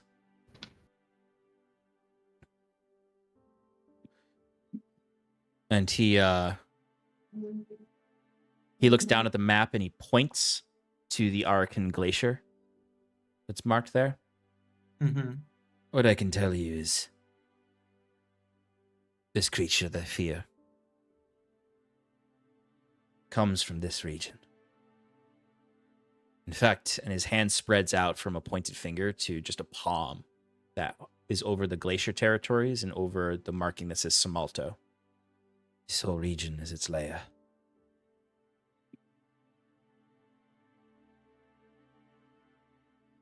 So if you are to travel north, find your friend, you will be entering this creature's territory.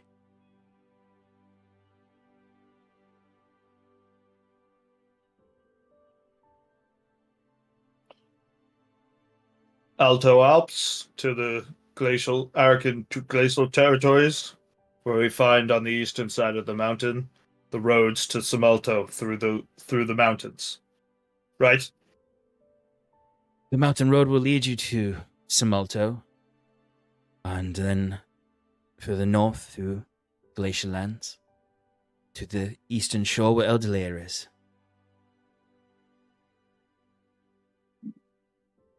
If your friend is smart, he'll stay put, and you'll find him. If he's not, then, like I said, he's probably dead.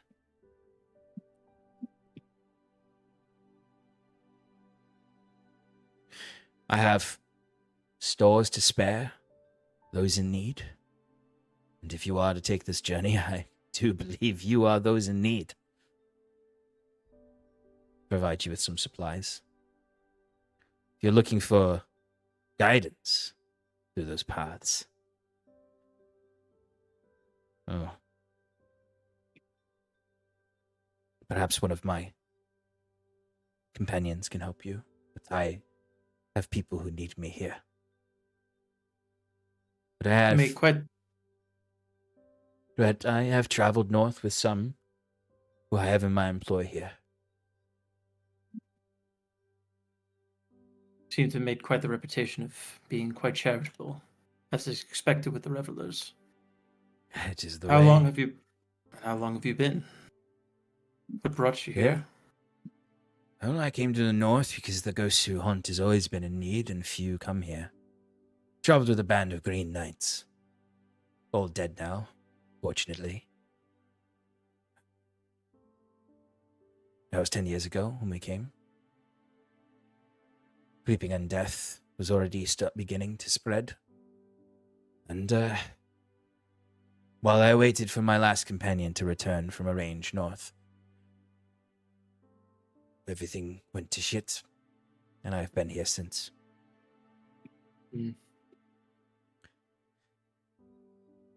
But I don't have any desire to leave. I like helping the people here,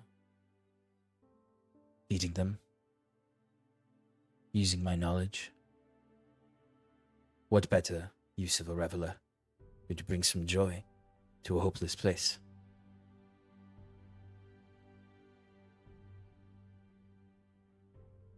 And he certainly doesn't have the manic revel of some of the revelers you've met, like in the Reveler's Tavern in Hyven. Mm-hmm. But you also recall when learning about the revelers that not all of them are like that. Some of them are a little more stoic and more what you'd expect from someone who is a man of faith or a person of faith, a cleric. Which is all the more interesting given your knowledge. Well, thank you for all you had to share right now. Turning to the other two, seeing if they had any other questions. No more questions. We do appreciate your help. You mentioned lodging and in here, I suppose. Of course, I can look for some spare beds or open beds. Give you a portion of our tent. All are welcome when there's space.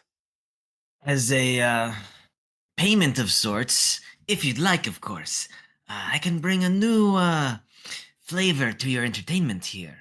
I'm sure your musicians are wonderful, of course, but maybe a southern flavor for your entertainment.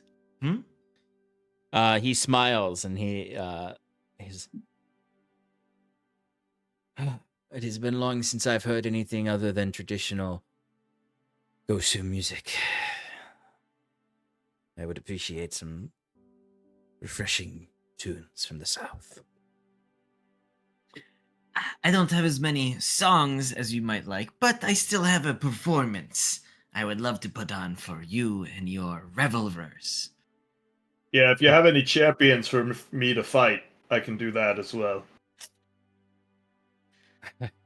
He laughs, like expecting you to laugh too. Like I you're don't. like you're completely joking, and he's I have like that devilish grin that I get on whenever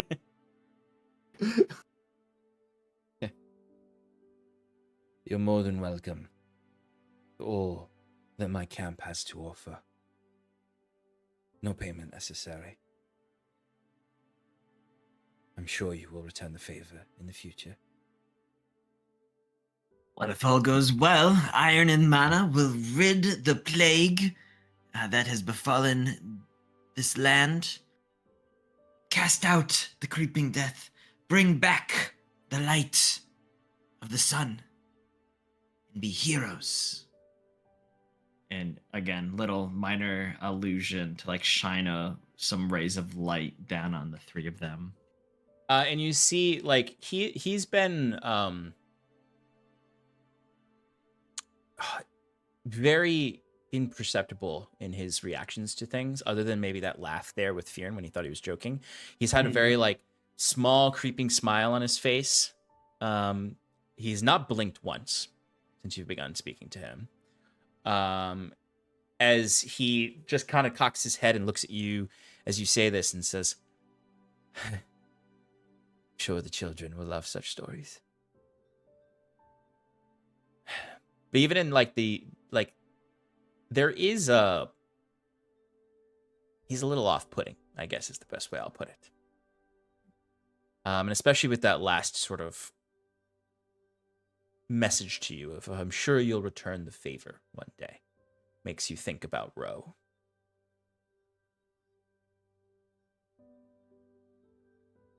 And I'll get right to work on finding you those beds.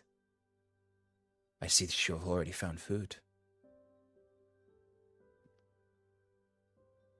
Jokwit's like halfway through slicing a piece of it, and just like, I'm still hungry. But there is a certain magnitude to you all. Broken through the walls of undeath to find us here in our snowy prison. And he just looks to each of you one at a time, unblinking. And it's creepy because this species of elves don't have irises, so the light in the eye just sort of moves really like uncomfortably, not like a normal eye. It's almost as if there's a void there, and the light is what's moving, as opposed to a full eye moving. Is it just to each of you as he's just staring with this half smile? Well, I think we'll be on our way. Well, I'll find you when I find those beds for you. I believe, at least for myself and one of my other companions, have a place that we'll be staying tonight. I don't know about the rest of you two if you guys wanted a room. So don't look too hard. Kind of be being honest, a I little would- unworried, not worried, but like wary, like a little uncomfortable. Of course. Fear. I was just gonna say, Fear doesn't look that uncomfortable, but he just says, "Yeah, I was kind of hoping for more of a, not a bunk, but more of a room, or a little privacy. But I guess that's too much to ask here. No, do as you please. I'm just saying I'm staying in Bruce's tower tonight. I mean, I might as well go with you then." Okay, fair enough. If you change your mind, there will be lodging available here. We do have some levels of privacy available. Not... He just wants to crank one out, you know. Crank one out. Masturbate? Ah. Anyways. You are all welcome to return, and you are all welcome to share in the warmth of our hearth. Fear neither confirms nor denies. Just continues to eat his meat. And before you go, Oh. if you do wish for help in your travels north, I can introduce you to one of my workers who has traveled with me north. He's quite skilled. A human man. Escaped his own horrors. I'm sure you'll meet him.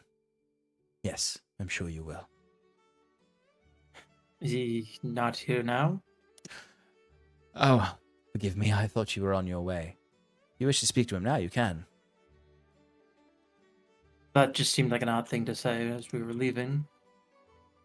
Like you were plotting, but as we said, I apologize. My mind gets away from me. It's a trait of my family. Anyway, before you leave, I'll introduce you. Come, this way. As we go to follow him, Jacques kind of like trails back with the other two a bit, and he's like, "Are you guys getting really weird vibes from this guy? At first it was cool, and then, I don't know." I thought that freaking...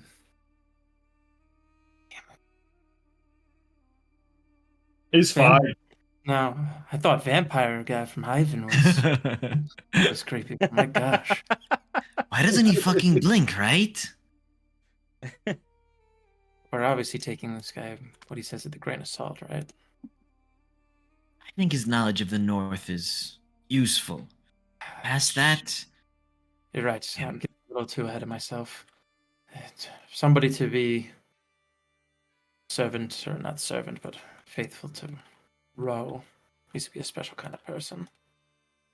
You may not know any better. I suppose Sean. we'll. Oh, yeah, go ahead. Sorry, go ahead, Fear. I mean, I suppose we'll see how capable his guide is. This person doesn't know what he's talking about, then maybe we'll just, it'll depend. Yeah. As we're going, Sean. Mm-hmm. If I'm correct, when we've been to a revelry before, the one in Hyven, I forget the reveler's name, but he was explaining that people come and go and take donations and stuff. Yeah. Or make donations. Mm-hmm. Was there like a collecting bin or something like that? Yes. For donations? There was. Typically. Is there one, as we're walking, can I perceive that there's one here? Yeah, give me a perception check to see if you can see those being passed around. What was the name of the church's district in Hyven? 28. The church is Temple Court. Temple Court. Temple Yeah. Court. Mhm. Oh, okay. I have that. Yes, the Temple Court. Sorry, what did you get? Was it 28? 28. Okay. Yes, you don't necessarily see. You do not see a collection basket going around in the same way, but you do see families and people handing the Reveler employees like goods. Like they are handing them like materials, goods. Some of them are even giving them food, which then they'll in turn cook and give to other people. There is certainly an exchange of donations. Mm-hmm. As we're walking, if we pass by one of the green cloaks, like a reveler or something, yeah, Septimus will take out 10 silver. Just thinking about the way the guy was being creepy, he's like, I hope you repay me at some time.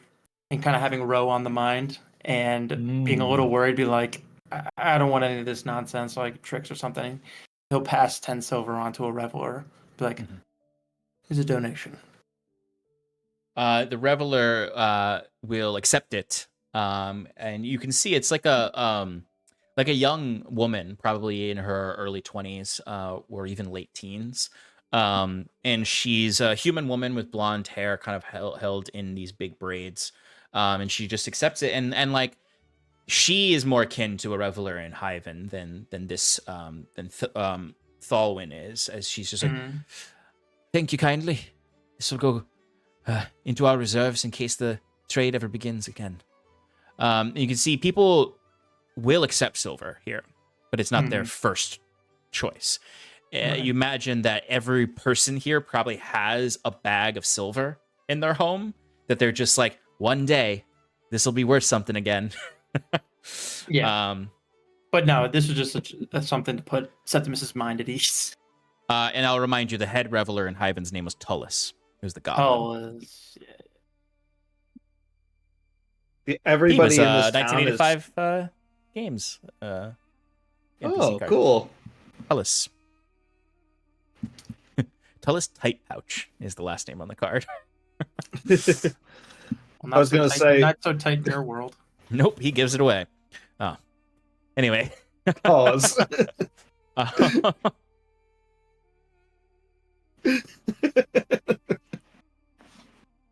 Anyway, what were you saying, Fearn? I don't know. That whole thing just made me lose my train of thought. All right. Anyway, yes, you're following Thalwyn as you donate your 10 silver to the Reveler there. And as you go into the courtyard now, it is a little colder out there because you are exposed with the opening that leads out to the sky. Although the overcast sky is quite bright right now, so it's actually a very, like, even despite the eclipse of the sun, like it feels really nice in this space. Even though Thalwyn's being a bit creepy. But he leads you over to an area that actually is a little bit more like a medic area, one could say, where you can see there are less benches and tables and more like stretchers almost, where they have sick patients essentially who need a little bit of fresh air essentially outside of the congested tent. So you see there is a human man there who seems to be tending to these people.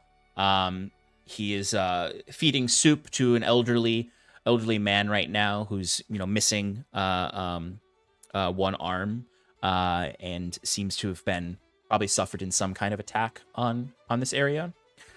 The man is like really typical human. He's got scruffy facial hair. He's about 6 feet tall. He looks strong. His hair is a bit of a messy mop that comes down to his shoulders. Very. If he wasn't kind of like not put together right now, he'd probably be a very handsome man if he had a shave and put on some fancy clothes.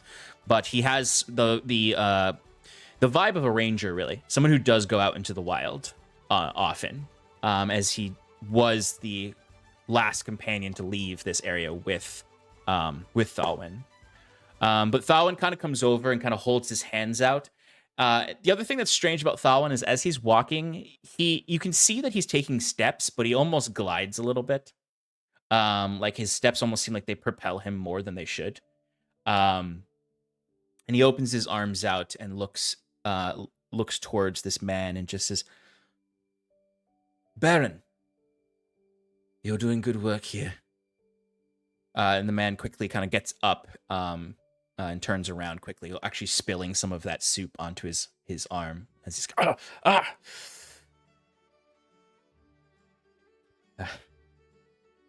Thalwyn.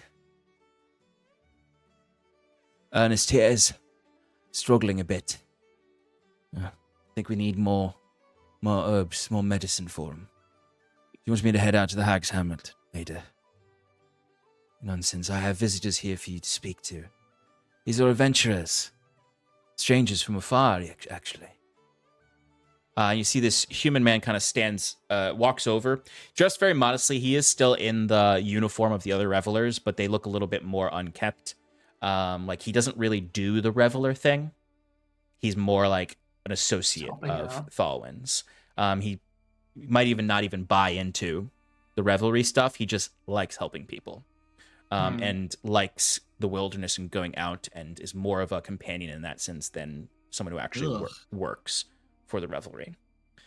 As he comes up to you all, and you can see he places the soup down next to the individual and kind of wipes his hands on his shirt, which Thalwyn kind of like the first sign of Thalwyn like having an emotion on his face is just sort of this like twitch almost at him dirtying up the uniform.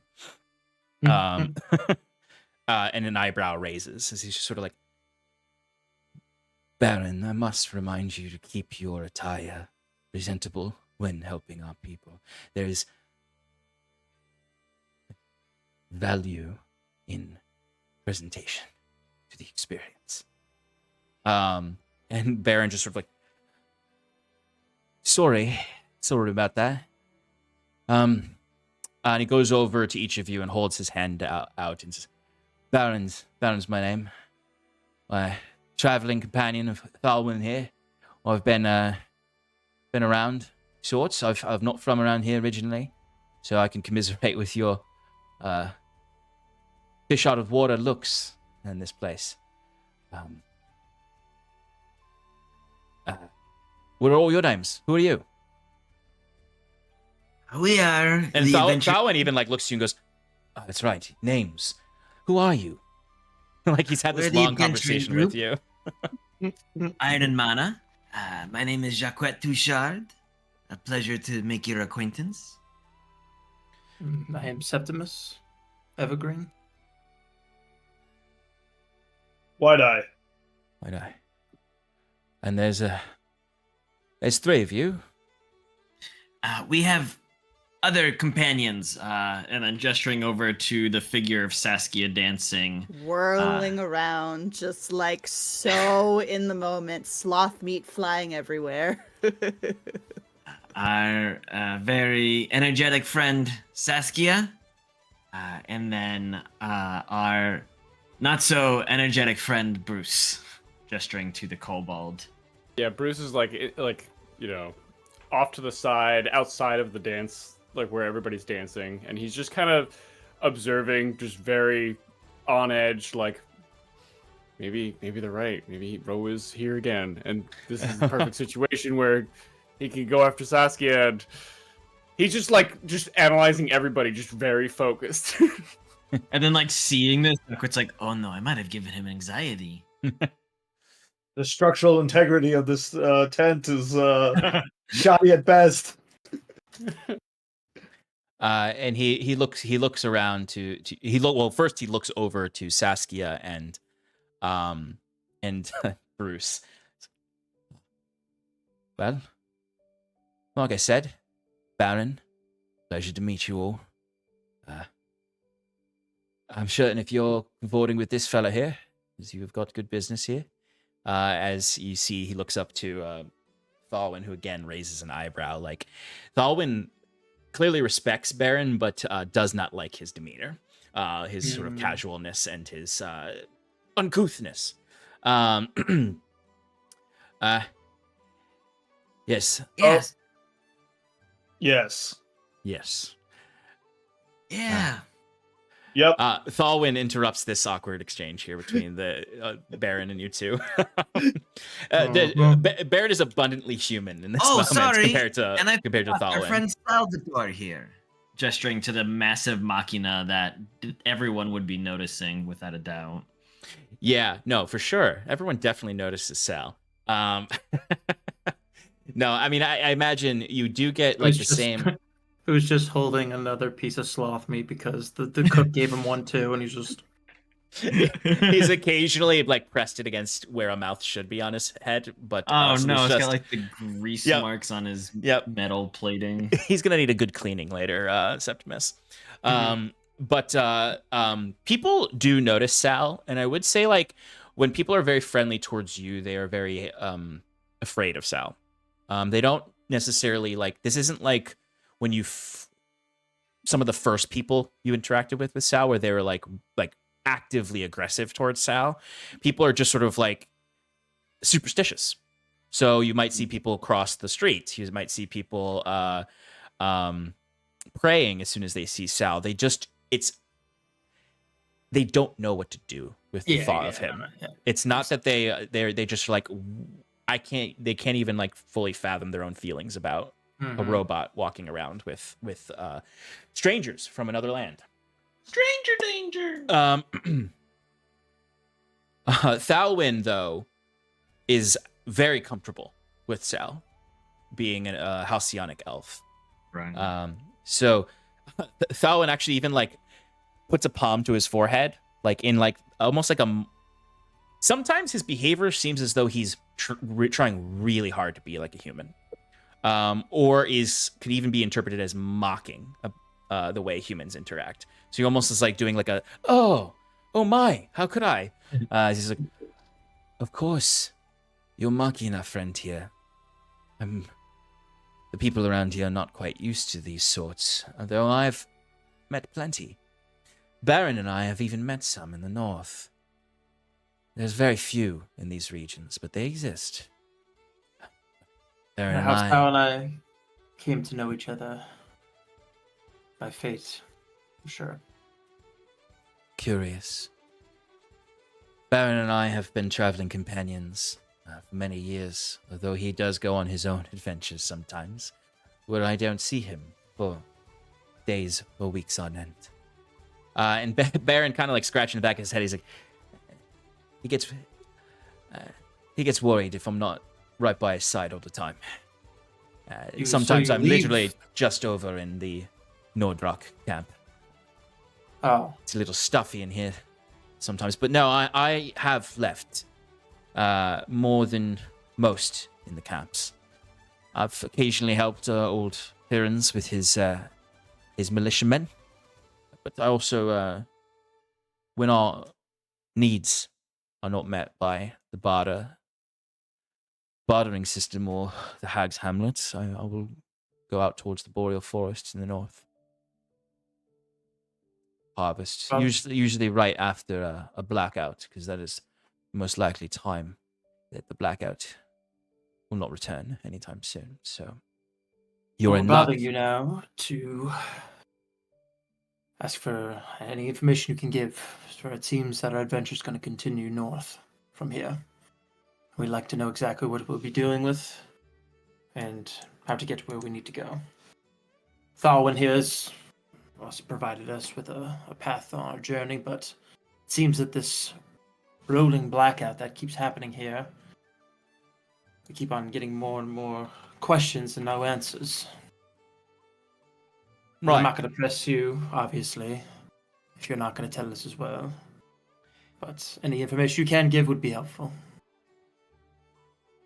And he looks at you and he looks over at Thalwyn, and sort of gives Thalwyn a nod, a knowing nod. And Thalwyn looks and smiles, that creepy smile, and looks, well, I've made your acquaintances. I will leave you now. And Thalwyn just sort of hovers away as Baron gets closer to you all and just looks to you, Septimus, and says, I'm a stranger in these lands too. Don't hold the same superstitions of these folk. So in more private quarters, I'd be happy to share exactly what is in those clouds. Do you know where you're staying? Do you have one of the privacy quarters here, or are you staying in one of your own camps? Our friend, gesturing to Bruce, has some wonderful magical abilities that lets him procure us housing as needed. We were thinking of finding one of the abandoned plots in the old town and staying there. A smart move. Thank you. Well, if you'd like, I can meet you there later, and we can talk more in depth about what lies to the north. You're in luck, really. With a blackout coming, I was likely going to be traveling north myself. Maybe not as far as you're going, based on your insinuations of this conversation, but I can perhaps bring you part of the way. We would appreciate your guidance.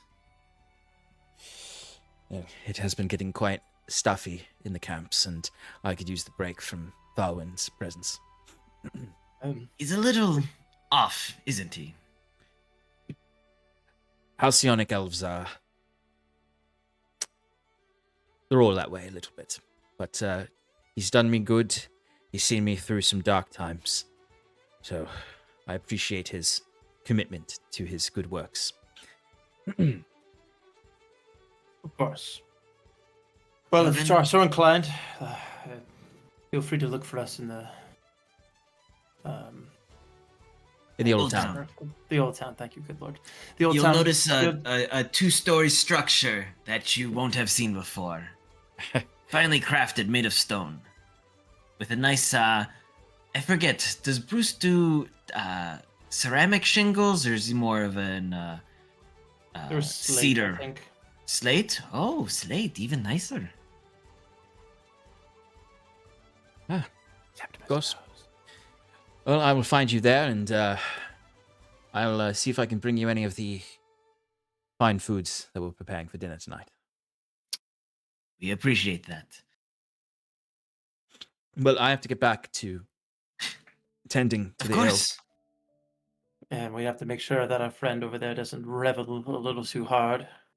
And enter into a pact with Ro, you know? He laughs politely, but then does like look over and just sort of smiles and looks to you two, and says, "Oh well, it's a dark place, the Northern Haunt. I'd say let it dance a little longer. I must go and make sure Ernest finishes his soup. and like very like exhausted, he turns and lets out a sigh, like anyone who's providing elder care, especially in a haunted ghost land. But he steps away. He gives you a polite nod and steps away to go help the people of the camp. You see, All right, come here. Let's get you cleaned up. That Baron, quite a feller. Just says like a random person sitting there who has clearly like has like an amputated leg and who has been like clearly being helped by him, just sort of literally just listening to your conversation the whole time. I'm sorry, haven't you ever heard of it's rude to eavesdrop? And he kind of like, he was just like folding his arms and like sitting back in this like chair, and he puts his hands up like, sorry, you were just talking right in front of me. Hold on. You know this Baron. Can you vouch for his reliability? Oh, I fixed my leg up good. Used some fancy herbs he found in the north. Never heard of him. Couldn't pronounce the name. Had a fever. Stricken. Leg bitten by one of them shambler fellers. Cut it clean right off. He's a fine feller, that Baron. No more popular man amongst this circle. Except perhaps Thalwyn, despite his off-puttingness, he's the one feeding us. He is off-putting. Do they hunt? How do they provide such bounty? Some of it comes from the Hag's Hamlet. Folk around there, some of the more those in the Hunter's Lodge, provide a lot of the meat here. But Baron goes out on his own. Gets stuff specifically for the Revel camp. Our own private store, if you will. Good for you. Okay, bye. Jacquet says, walking away. And like you also kind of tell this is just like a guy who's like sits here all day and just wants to talk to someone too. Just a lonely old man. Pretty much. There's a lot of just like kind of like lonely old people here. That's why you see a lot of them kind of like gathering around these little fire pits, smoking that same sort of off-putting acrid scented herb. So, what do you want to do? Saskia, is there anything that you want to do as you're reveling while we're having this conversation? Same to you, Bruce. Yeah, I mean, I'm just lost in the moment. I imagine at some point I flung away my sloth meat and I'm just fully embracing the music and just linking arms with anybody who's nearby and big, genuine smile on my face. Excellent. Yeah, a wandering axe beak eats the sloth meat that you flung away. Imagine Bruce, watching Saskia just like every so often, just like message her, like, just watch out for that guy over there. What guy?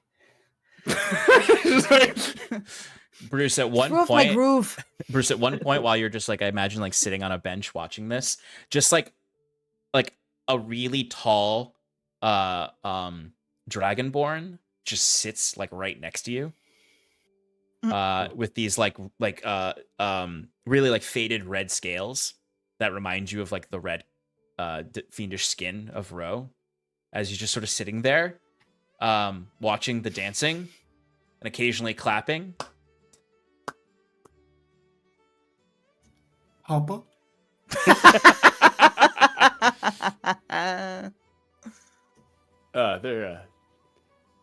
They're good, right?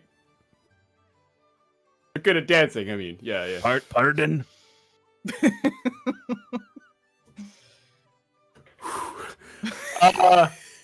Never mind. How you doing? Quite well. And you? Pretty good. I'm doing good. A bit hungry, though. You can have some of my my meat. Quite generous of you, friend. As he just sort of with his claws just pulls off a portion of it and eats it. And he's like, "Enjoying yourself, are you?" Yeah, I am. Just just watching my friend dance. That's all. Making sure she doesn't get in trouble. She could be a little handsy at times.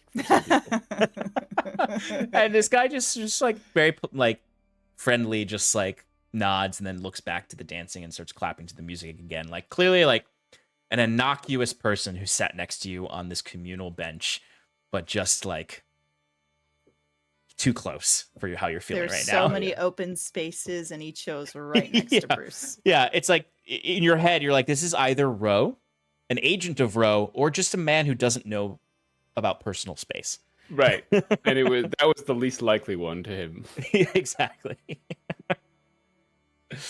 But the music starts to come to a slow as the band takes a break and the people kind of disperse to different benches and tables to talk amongst themselves and really kind of like go back to work, essentially go back to like whatever they were supposed to do that day.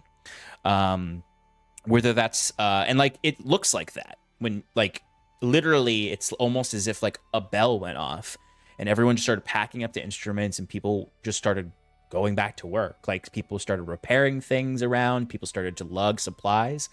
It's almost like the Revel camp has like an hour at midday where they just like party for an hour or like have like a celebration, almost like a fair at lunch, and then everyone returns to their daily tasks. So once What is the this, bingo? once the music No, that's stops, on Mundogs, says the red track. He wouldn't say Mundogs. He would say Sorry, it's Maris. on no. Lunaeum. Oh, no. Lunaeum. It's on Lunaeum. How embarrassing. We have bingo on Lunaeum. We've got trivia on Maris. As the But I don't like the new music trivia guy. stops. And Himmel is karaoke. Yeah, Himmel is karaoke, yeah. And if you know the right alleyways, Himmel also has its own fight night. Oh. It's more like street brawling. You good? Look up. Yes. We I mean, we didn't finish the week, but we're good. We're good. All right. As the music stops, I'll kind of like finish a twirl and just stop and just so sweaty. So sweaty, but so pleased and like flushed with life. And I will like stumble over to Bruce and be like, you should have come in with us. That was a fucking time. I just had to be on watch. That's all. That's all. What You look like you had a for? great time. Our previous conversation. It's Yeah. fine. No, it's fine. It's fine. Well, just saying it's fine does not make it fine. Come on, let's go find the others. All right, let's do that. Ooh, next time you gotta come with me. And right. Go ahead, Bruce. Okay, I'll do it. All right, it looked like You'll fun. dance with me next time, Bruce. I'll dance with you next time. Yeah. We I'm swear. not good with my feet though. I'm not really. So you don't need to. I'll carry you. All right. Yeah. You just leave me, please. Whoops, I accidentally opened Battlenet.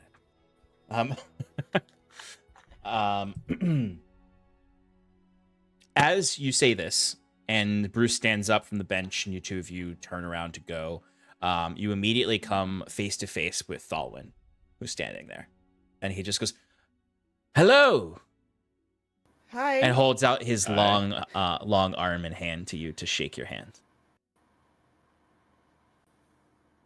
Pleasure. Pleasure is mine. And then reaches down to Bruce to shake his hand. Pleasure is also mine. Your name is. Oh, names, of course. Thalwyn. Baldwin. Nice to meet you, Thalwyn. Did you Oh, talk to that. our Well, friends? yeah. Did you? That's right. Contexts. That would make you more comfortable. Yeah.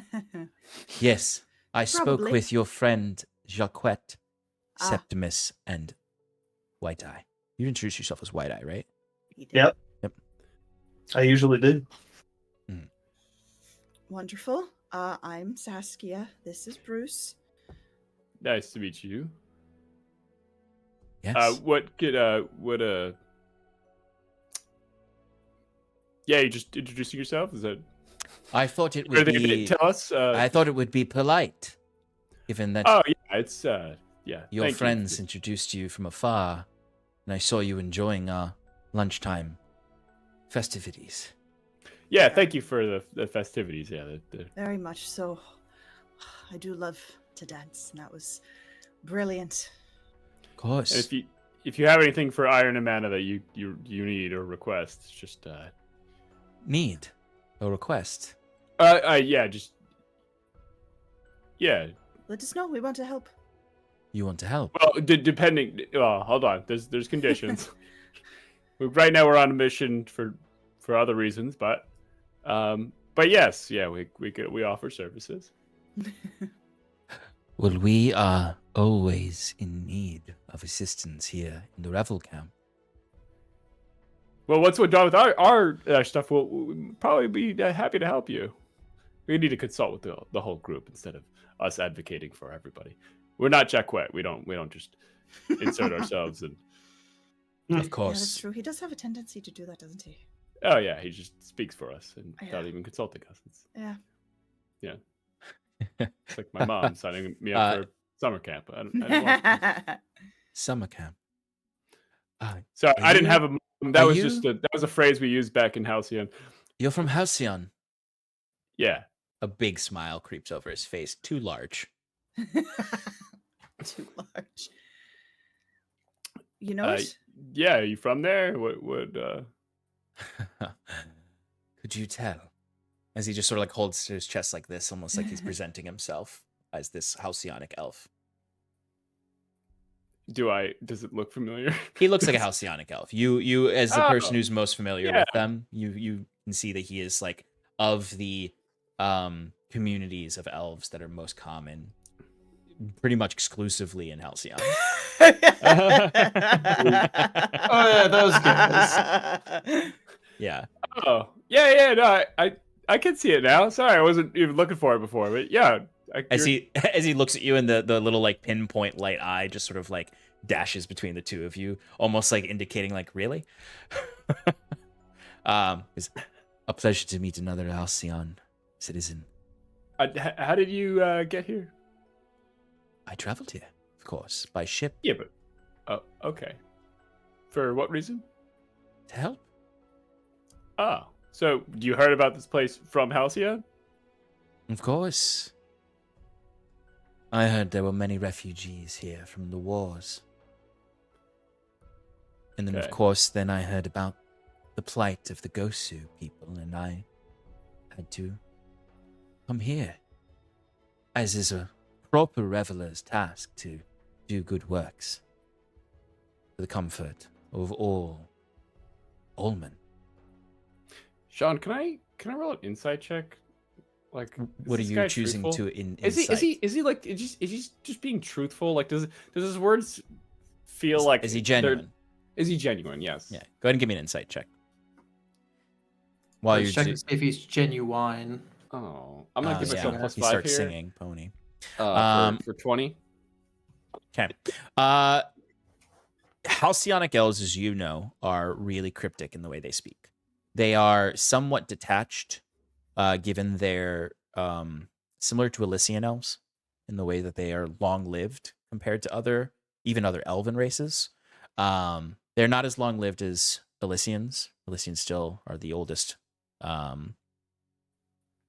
life expectancy of any of the species in Aradun. But they, especially some of the Halcyonic elves tend to, especially clerics and wizards and sorcerers of the species, tend to be really aloof. With a 20, this guy seems like he's trying to talk to people that he not necessarily views as beneath him, but it's He's an like, elf. Yeah, he's an Halcyon elf. yeah, he's talking to you like a teacher might talk to a first grader. And he's trying to slow his speech. He's trying to talk in words he thinks you would understand. Doesn't necessarily mean that he perceives you as children, but he's in essence he's trying to code switch from how he would talk with other Halcyonic elves. Despite living here as long as he still has difficulty speaking with other Alman communities. Genuineness, though, is hard to determine. Okay. Like what his true like purpose in speaking to you could just simply be that he's awkwardly trying to introduce himself, or he is, who knows what other motives he has. But he did jump pretty quickly to your offer of help. But he would continue as you're inciting him. I mentioned to your friends there's a magnitude to your presence, an essence, and he gestures that hand kind of sweeping out, pointing towards Saskia, and the warmth you brought to our circle is an important part of our mission here. Such revelry. Have you ever considered becoming a reveler yourself? You know, I hadn't really thought about it. And he's almost like bent now, like standing over you, like he's Yeah. bending above you. Yeah. I hadn't really given it much thought. I'm not really the worshipping type of girl, you could say. I do enjoy, you know, popping in and dancing and sharing in the mission. Well, there's always a place for you at our hearth, here in the Revel Camp. I appreciate that. Saskia. And you, Bruce. Your friends are making an accord, it seems, or some sort of deal with my companion, Baron. As he points to them now as they're, like, finishing speaking to Baron. A ranger from the north. Oh, good. We're very grateful for the welcome we've received and, you know, any and all help that you are giving us or have given to them. As I said to your friends, I'm certain you will all return the favor in some way, in your own way. There's no expectation, but the ways of Cercanto and the revelers is that we all support each other. Of course. Oh, it's a nice mission statement. It is. You're right. It's what drew me to the order. You don't find it in Halcyon, this type of accord between all men. And he just awkwardly is like staring at you right now, unblinking. Like he doesn't know how to end the conversation either. Right. Well, Well, we gotta go find friends, right, Bruce? Yeah. Yeah. We got to get about some time, right? I don't wear much. supplies and make a Mm. fire and.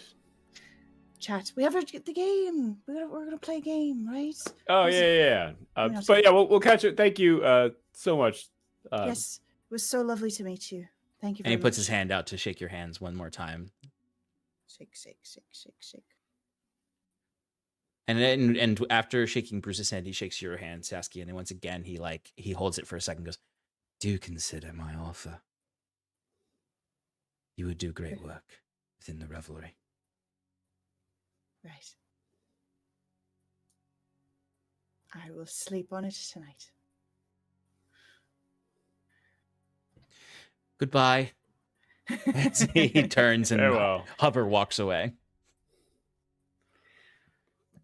Oh, The rest of you now Awkward can conversation. yeah. Let's go. Okay. you can sort of meet together as you're both finished your conversations with the other person. I'm telling you, y'all need to come dance with me one time. It's so free. I already danced with you. Yeah, but again, just not directly with me. Just take part in it and just feel and be. Well, Yeah. Yorke can also like make a beat for us, right? I feel like my role is usually on the stage, inciting the dancing and the revelry, as it were. I'm just saying, it's a good time. All right. Well, speaking of revelry, do you want to get some booze? Do they have booze around here? Yes. All right. Got any more I'm shovels? thirsty. Let me look at my bag. See what I Um, have. you can easily acquire. If you want to offer something, you could actually probably acquire a mini keg for yourselves to share. How about a mosquito I encased should say in amber? cask. What it would actually be called. It's not a keg. It's a cask. There's not a metal keg there. I have Sean. a rabbit foot and a club. Ooh. The one thing I will say, Saskia, though, is the people bartering all around here is like refreshing for you and reminds you of Shallow's Gaunt and the Selkies, and where, yes, silver is valuable in the Selkies. People love bartering and trading, particularly amongst the scrapper class. Great. But you could all get individual drinks pretty much for free. But if you wanted to get like a mini cask, you probably would need to offer something. You could offer silver. You could try offering silver if the person is one of the types to hoard silver in the hopes that this land will be free one day. Then they may be happy to accept it.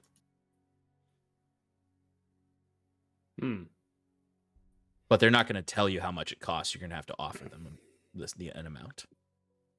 Got it. Well, I can offer my cast iron pan. They would Oh, 100%. that's your They would 100% take that staple. and give you a cask for it. Do I want to do that? No. What about the brooch that's mosquito encased in amber? Do we ever identify it? That's how Jurassic Park starts. No. They found no. that on the last session. I'm not gonna on one of the dead zombie men. Oh, that's right. Jacques will offer his whip that he's had since we killed the guy in Stony Heath, the leader of the. He's like, I got a whip. And you see there, this person looks at the whip and they're like, Crack's real good. I wouldn't know. I've never used it. do you mind? Oh, please go ahead. And Take he it for a takes spin. And you see he kind of like holds it taut and like snaps it for a second and then like looks around awkwardly and like finds a space and just goes whoosh. And he's, we got a deal. Cool. Sal or Fjern, do one of you mind carrying this? I got it. And he lifts up. I have got frost wine. This, and he puts his hand on a smaller one. Nordka. Strong. You'd want to buy something to mix it with. So he's offering you wine or vodka, basically. Wine. And it's like a cask strength, like barley wine, like pretty strong. All right. And he slaps the cask of wine and hands it over as you can see him clearly just sort of like whipping the whip over and over again. Just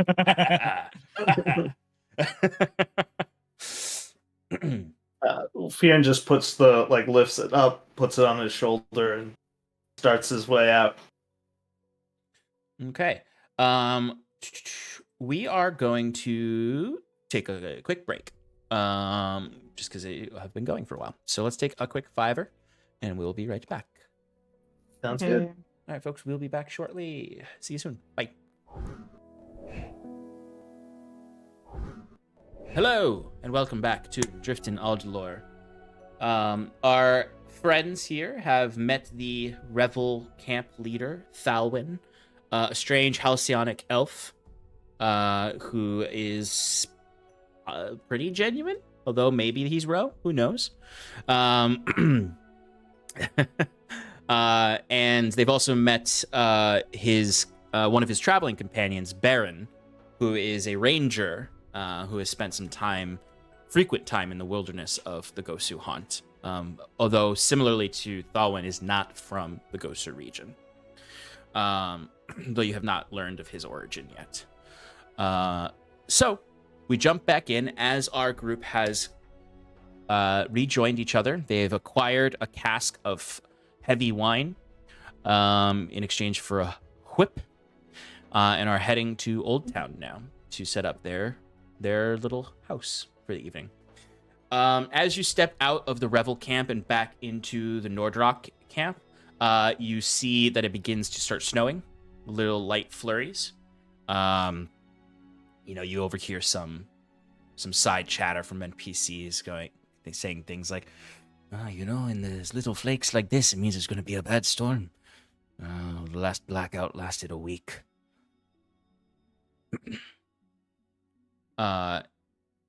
And the sky is getting darker and darker as you're traveling, even though it's only about, I'd say, approaching 1 o'clock. You can head towards Old Town. You can head back towards that central square that Leon left you in. And there is a gatehouse there that when you approach, they do open the doors for you. There's not exactly like a guard stopping you. They just open the doors and let you in. In fact, one of the doors is closed. The other one's like slightly ajar, and they just sort of push it open more for you to come in. In this area, there are people, but not a lot of well-maintained structures. So when Leon mentioned that they were abandoned, he really meant like they're quite disheveled.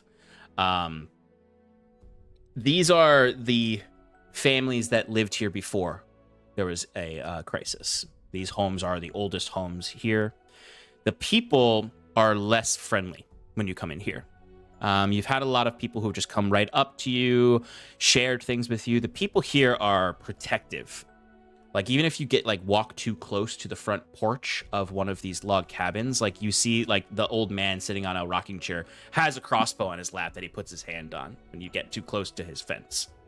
These people are a lot more protective of their homes, because you can imagine a lot of people have probably tried to take their homes in the rush for places to live. So while the militia that are at the gates don't really protect this area, the people themselves are pretty stalwart, because there's not enough militia to really have any kind of law enforcement, so to speak. There's not exactly laws so much as there's kind of social contracts, which I guess is what laws are, but they're more understood. It's also what, as you enter here, that you would hear a horn blow from a different part of the town, and it would actually, you would start to see these older women in somewhat druidic garb going throughout the town and handing individual families these packages that are a large leaf wrapped around whatever's inside. And again, you would very easily be able to hear side chatter of people saying things like, Hag's Hamlet, handing out blessed wart rations. Must be a bad blackout, woman. As you would see, they do go, though, to every single family, it seems, and start to hand out these leafed packages. Does anybody approach us with one? They would, one of these druidic women would look at you and cock her head. Travelers? Yep, that's us. Travelers from the far south. And you see she quickly rushes over to another one of these hags, as people are calling them. They're not hags. They don't look like the Fey creature hags. They are just druidic women. And they're whispering to each other and looking at you. And the woman comes back over. She's a human woman. And she has these markings, these tattoo markings across her body of different sigils. But she looks and goes, well, if you're staying here, I'm sure you've heard that there's a blackout coming. You'll need one of these. And she reaches into her basket and does pull out this leaf wrapping. No torches, no lanterns, no light, nothing coming from you wherever you're dwelling tonight. Save this blessed wort. Ration it carefully. Don't burn it all at once. You don't know how long this blackout's going to be. We don't want you getting caught. As I'll accept it from her and say thank you. If you don't mind me asking, what exactly do you mean by a blackout? She looks at you and sighs, like not frustrated, but sort of like a little frustrated. Like less that like you are annoying and more in like we've spent explain it, years doing this. Yeah. And like there's actually even maybe a little fear in the frustration of like we've always wanted travelers to come here, but not during a blackout. And if these travelers cause the town to plummet into danger because they don't follow the protocol, then like the hag's Hamlet is going to be a lot more stressed tonight than they would have been if you weren't here.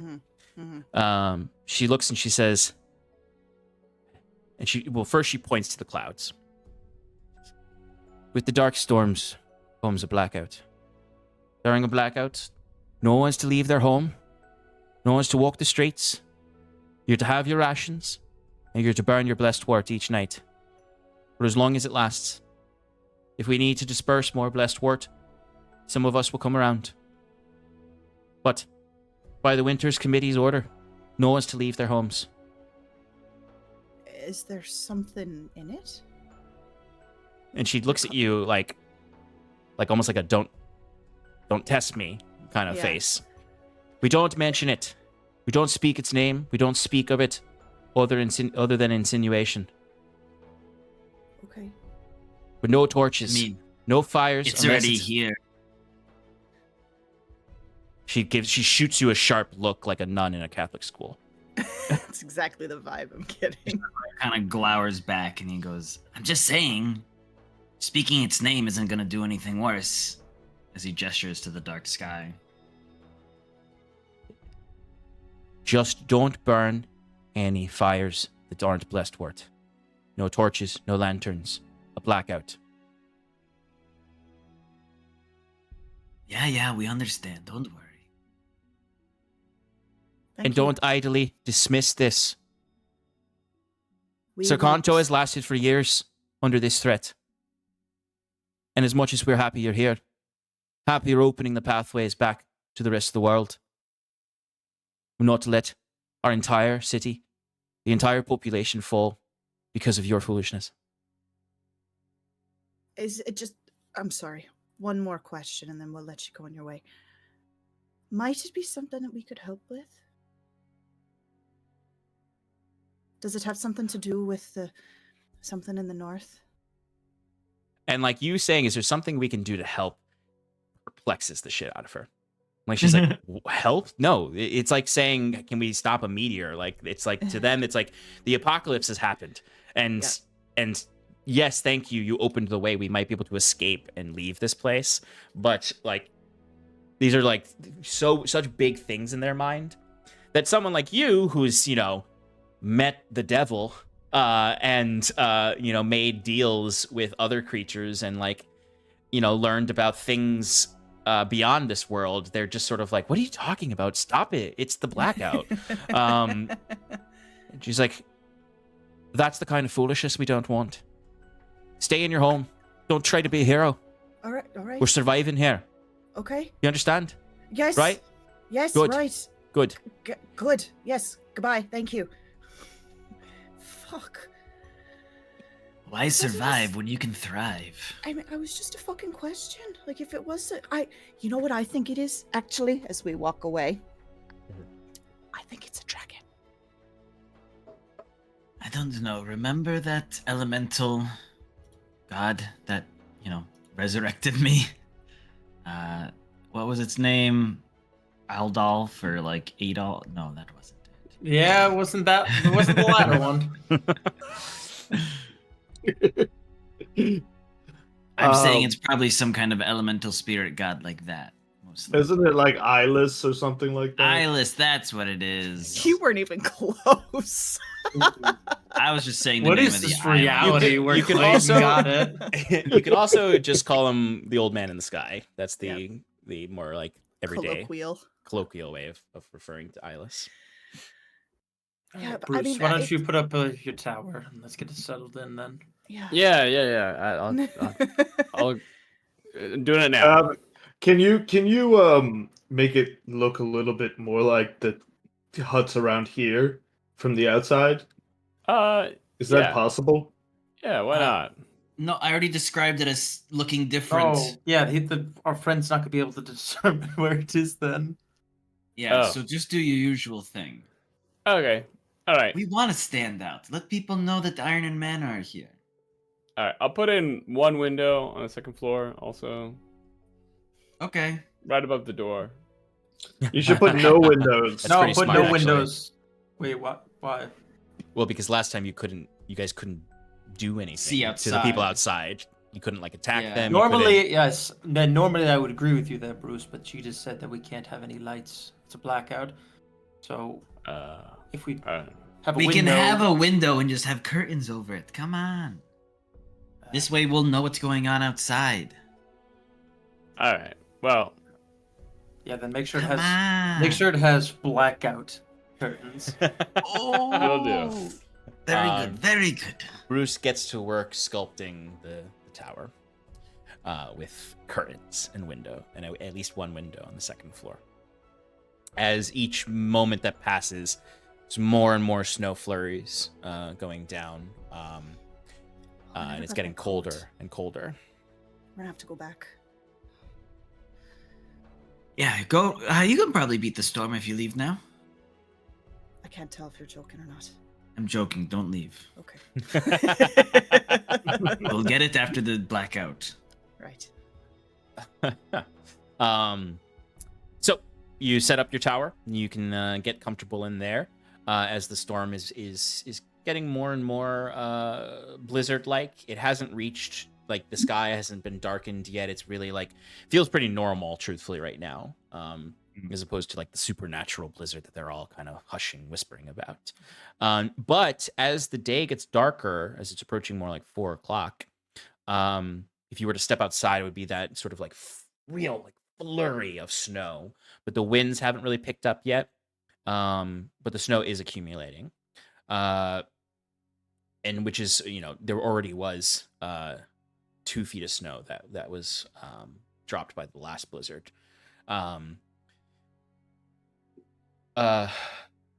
But it's getting dark out. The entire city is dark, though.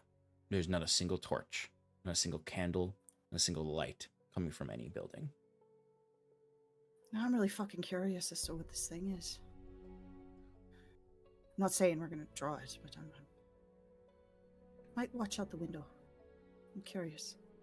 The only light do you it. see is a single hooded lantern being carried by a man walking up the street towards your house, holding a bundle under his arms. As you imagine, this is most likely Baron. Is that Baron?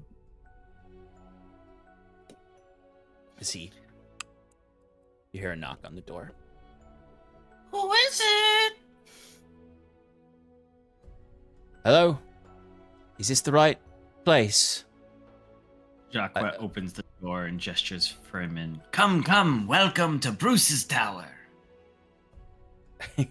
He steps in and kind of like, first he wipes a bunch of snow off and everything and takes this heavy cloak off.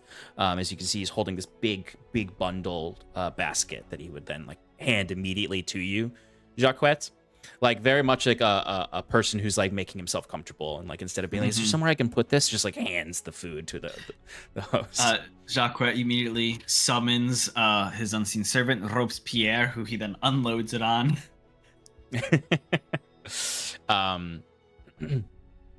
But he looks to you all and says, I trust I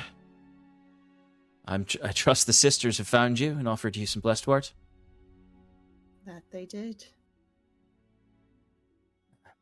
Are you as superstitious as the rest of the town? Sorry, I haven't actually met you yet. Oh, hi. Yes, no, that's true. You haven't. Hi, I'm Saskia. I'm part of the group. Hi. You, Saskia. Baron, yeah, he says. Baron. Nice to meet you. Baron here was actually telling us earlier that he isn't as superstitious and would be willing to share some more information, but Oh, in closed quarters. I understand. Right. Okay. Cozy place you've got here.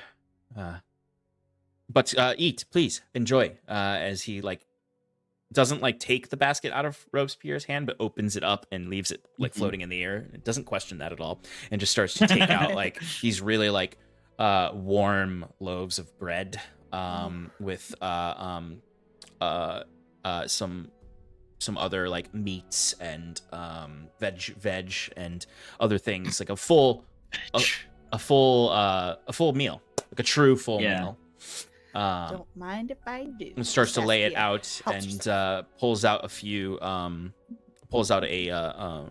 he pulls out a bottle of wine, but then sees your cask. Right, yeah.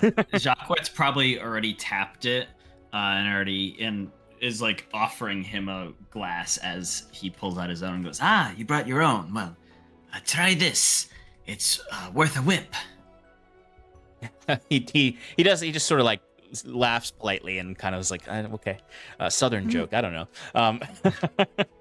But he just like starts eating, like, again, that same like casualness that like Thalwyn did not like. You can tell like this is a person who spends most of his time in the woods.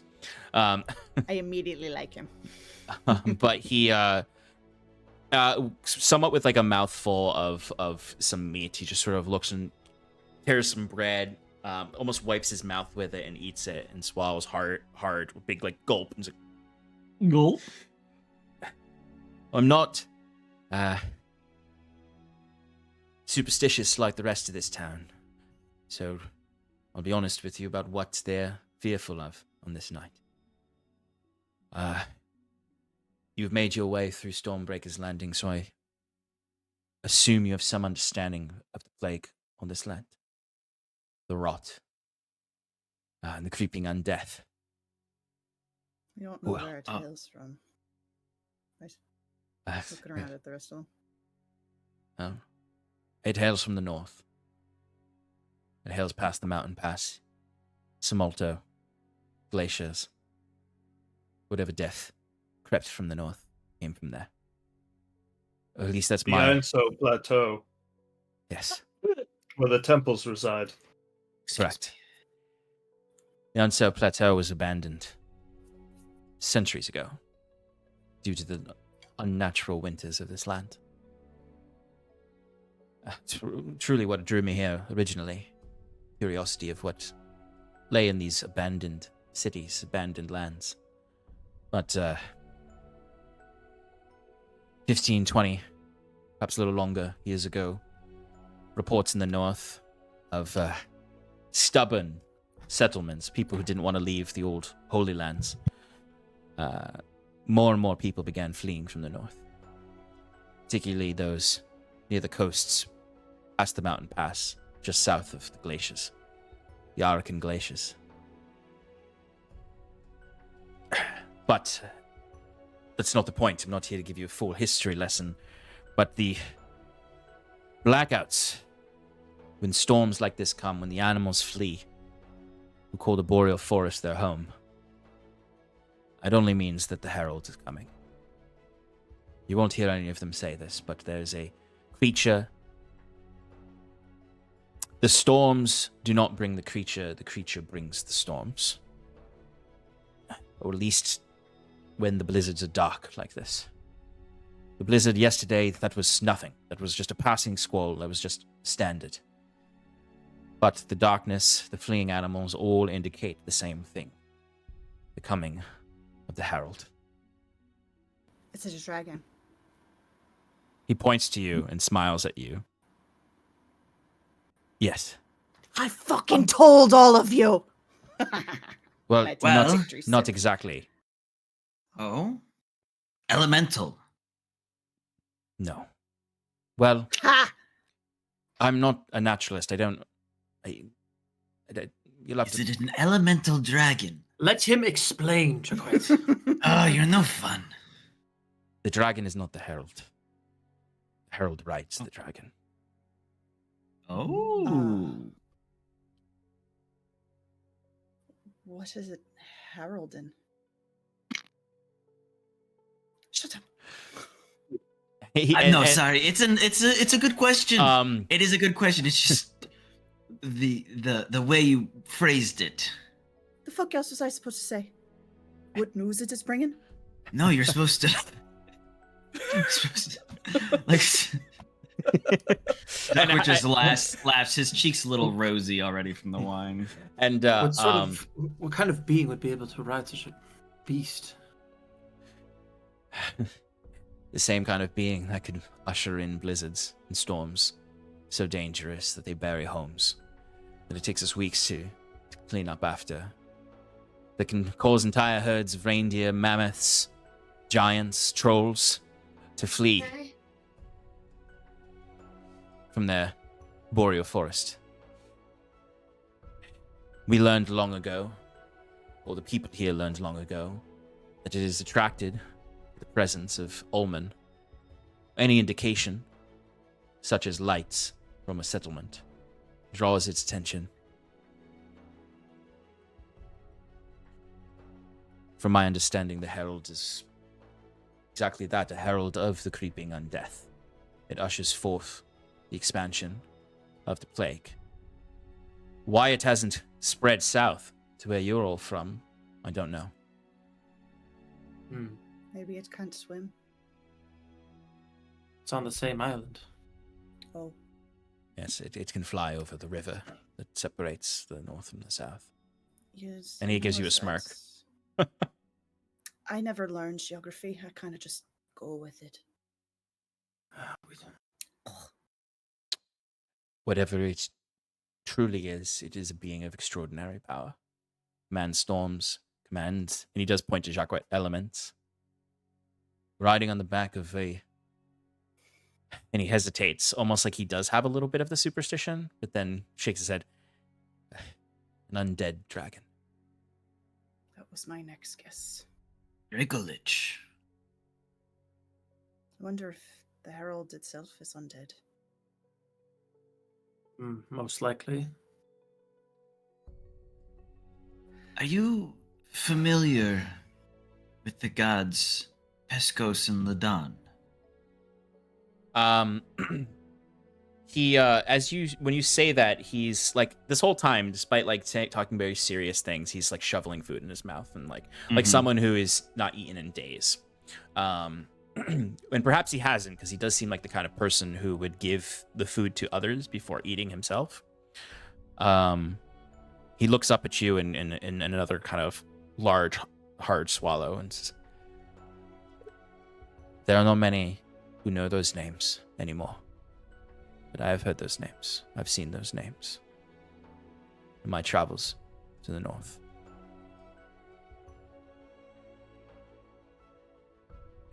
They seem to be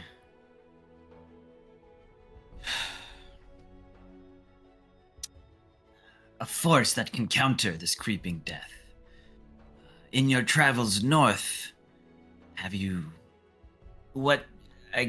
seen these names in temples, in ancient libraries, and if so, do they speak of an enemy of these twin gods? I've only heard these names in my ranging through Samolta. I didn't tarry long in that city. The ghosts of its old citizens are ever present and ever whispering. Actual ghosts, right? Yes, I'm not speaking in metaphor. Yes, we encountered such a similar instance in Stormbreaker's Landing. That makes sense. Most of the cities are ghostlands now. I haven't gone to the anchorage to the west. I haven't traveled across the mountains over there, but from the refugees' reports, it's the same thing there. There are old temples to Pescos in Samolto. The same monks who originally cultivated the blessed wood were worshippers. It's how there's... I feared that I would need to go back there soon. Cercanto is low on its blessed water supply. It's the only place known where it naturally grows. And those druid women use their powers to grow it here? They have limited greenhouses that they've developed to grow it. It's difficult to cultivate it. There's something missing in their herbalism. The light fades from it when they try to cultivate it. And they're only able to procure small amounts, and it's not as strong. So they ration it until I can go out and get them more. But the Herald is some avatar of this creeping death. But when it passes, and it's gone, I can take you north.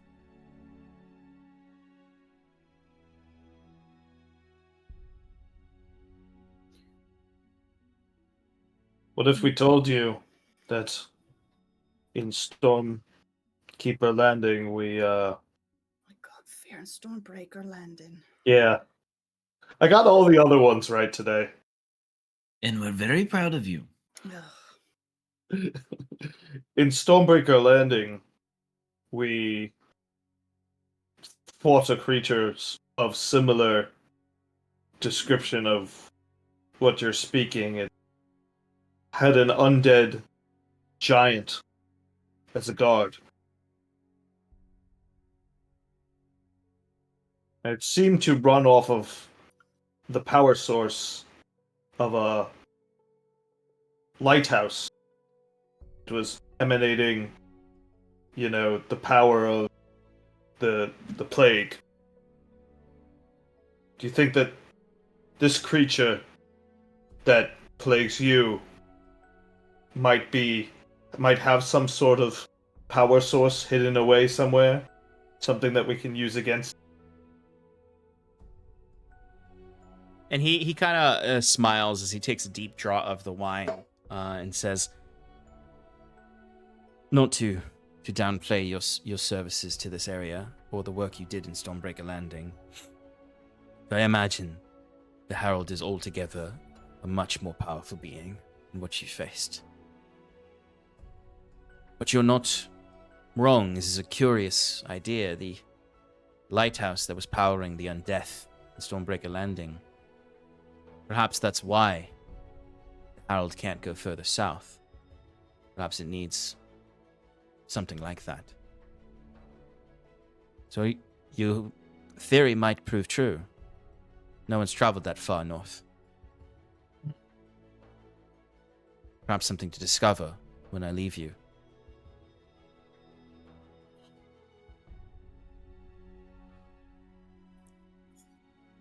When you say you leave us, you plan on gathering this.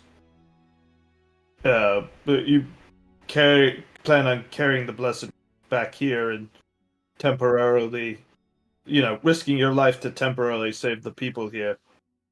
But do you think you could manage that forever?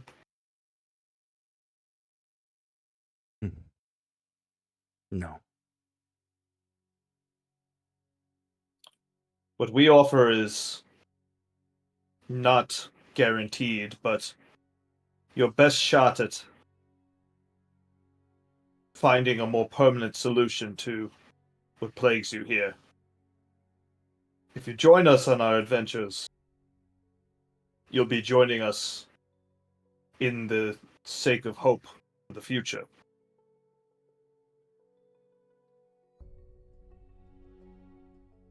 If that's not enough, we can pay you.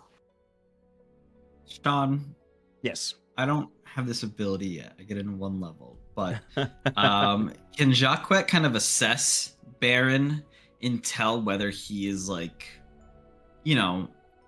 in meta terms, is he like a kind of high-leveled ranger? Like, is he just like a commoner that is acting as a ranger? Like, you know, like where does his strength, lie? Give me an insight check. That's 20. So, with a 20, and you looking at him, and you being someone who reads people often and who's about to get an ability in the future that would give you these information much easier. Right. You can't necessarily tell like if he's like meta terms like the same level as you or higher, but he is not a commoner. He is. Right. There's a sturdiness to him. There's a you can tell that he is the way he is to not make himself look like a commoner. Mm-hmm. He is very much someone who is like, I'm going to be very casual. I'm going to be not put people at edge because I'm here to help, but I'm here to help people who help themselves. Right. And I mean, if he's going to Samalto, there's no way a commoner could go to Samalto. A commoner would die a day from this camp. Like the very fact that he said he's been to Samalto means he's not a commoner. So with that in mind, Jacques will say, Fieren's right. We could use your help further north. You're clearly an accomplished ranger. If you could help us even getting to a place where we can try and combat the heralds, that will do much more for this town, hell, for the entire north, than a few bundles of blessed wart. Think. You could be a hero, he says, like with a little friendly jostle. I have been tempted by the glory of heroism in the past. And I've conquered any sense of ego I once had. But you're not wrong.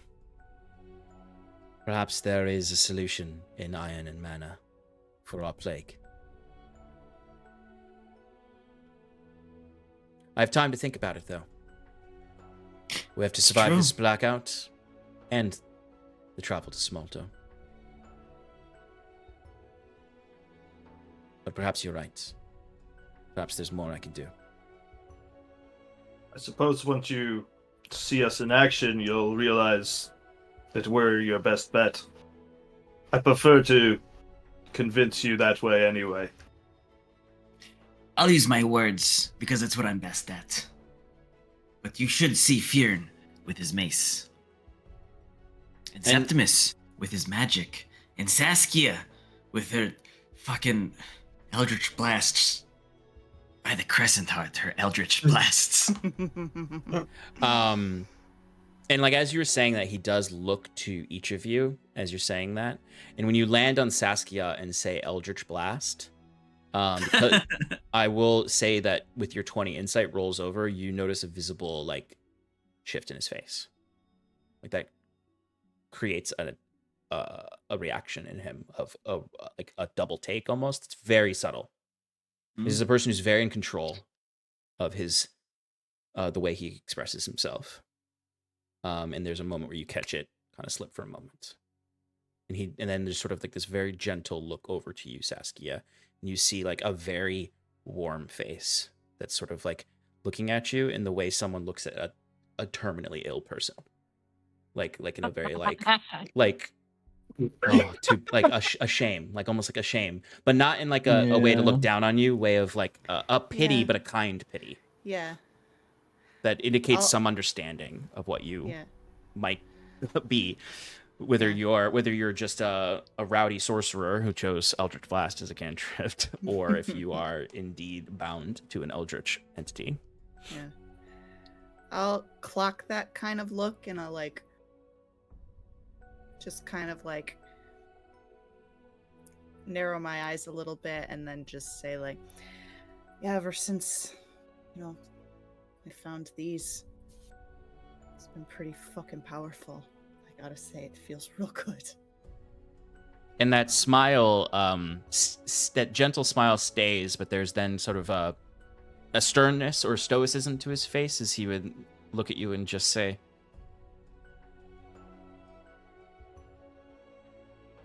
I've felt the temptations of power. Really? And seen some of what you may have.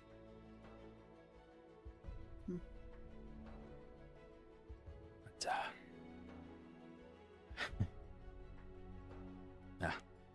it's none of my business. Well, we were actually just about to play some sort of just have some drink and talk and share some things. So if you were looking for some information, Yes. maybe you stick around and drink with us, and maybe you'll find out. Or maybe I'll find out why you're looking at me with such pity. And you see, he sort of like reconfigures himself. Like he sort of sits up and shakes his head. He's like, "No pity to be had. You have your reasons for what you have agreed upon. But I am likely stuck here with you till this blizzard stops. I shouldn't really go back out there, if you don't mind me staying through the storm." Of course, we have plenty of room here. Actually, not really when you think about it. It's fine. I there don't need to. I don't need to stay here. I can. No. I can step out and find one of the other structures. No. Just You need are to welcome to stay keep here. my hooded lantern not lit and just. I can make my way through the dark. I can find another place. No, to sleep. Please. I was just being sarcastic. Because when you actually think about this space, it's not that big. When you really last session when we had to think about it in combat terms, I was like, wow. Combat wise, you all can't even stand on the first floor. Right. It's Sal just reverts to like a piece of like decoration. he becomes on a the chair. wall. Yeah. It's Septimus, sit on me. Yeah, Sal, bend down, curdle up. Sal becomes a cot. But it's as there's sort of this like genuine moments, of like potential friendship even. There's the sounds outside start to get a little rougher as the real blizzard is starting now, and there's thunder following this blizzard as well outside. You start to hear the cracks of thunder through like the window behind the curtain. You can see like flashes of light too, almost like lightning. I was about to ask if there was light. And the cracking sound of a roar so loud that it's distorted in the distance.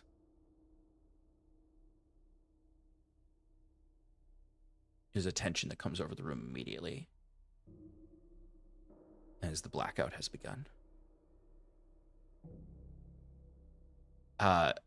Baron quickly gets up and puts all of your lights out. Any candles in here? He throws his cloak over Bruce's light fixture that's magically lit. And then pulls from his waist a very small candle that lights itself. This golden light.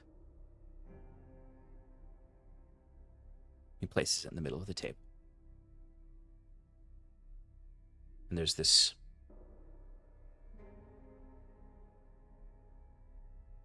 uncomfortableness in the dark of the corners of the room, even in this climate-controlled Bruce Tower.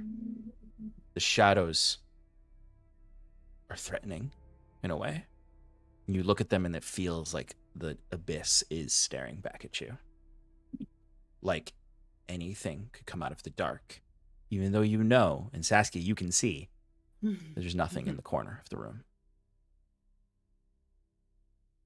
It very much is like when you were a kid and the power went out. And there's just a single candle in the middle of the room as you huddle with your family. as there's more thunder and lightning. And the blizzard is whipping and hitting against the tower. And Baron then lets out an awkward chuckle, and like starts cutting food again and takes a bite as if almost nothing has happened. And he looks to you all as he takes a big chug of wine. It's very serious, but we don't have to be quiet. We don't have to be completely living in fear of the dark. A little warmth and a little joy will carry us through the blackout. We just can't go outside. We can't light anything but the blessed wort or this candle.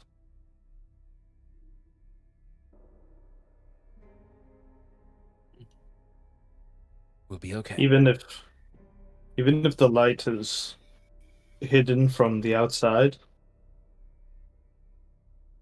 Yes. This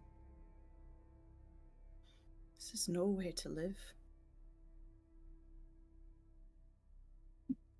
This is the only way to live. Yeah. How often does it come? It varies. And he's always looking around. Like, even when he's smiling and trying to make everyone comfortable. We can go months without one. The longer it doesn't happen, the worse it is, usually. When was the last blackout?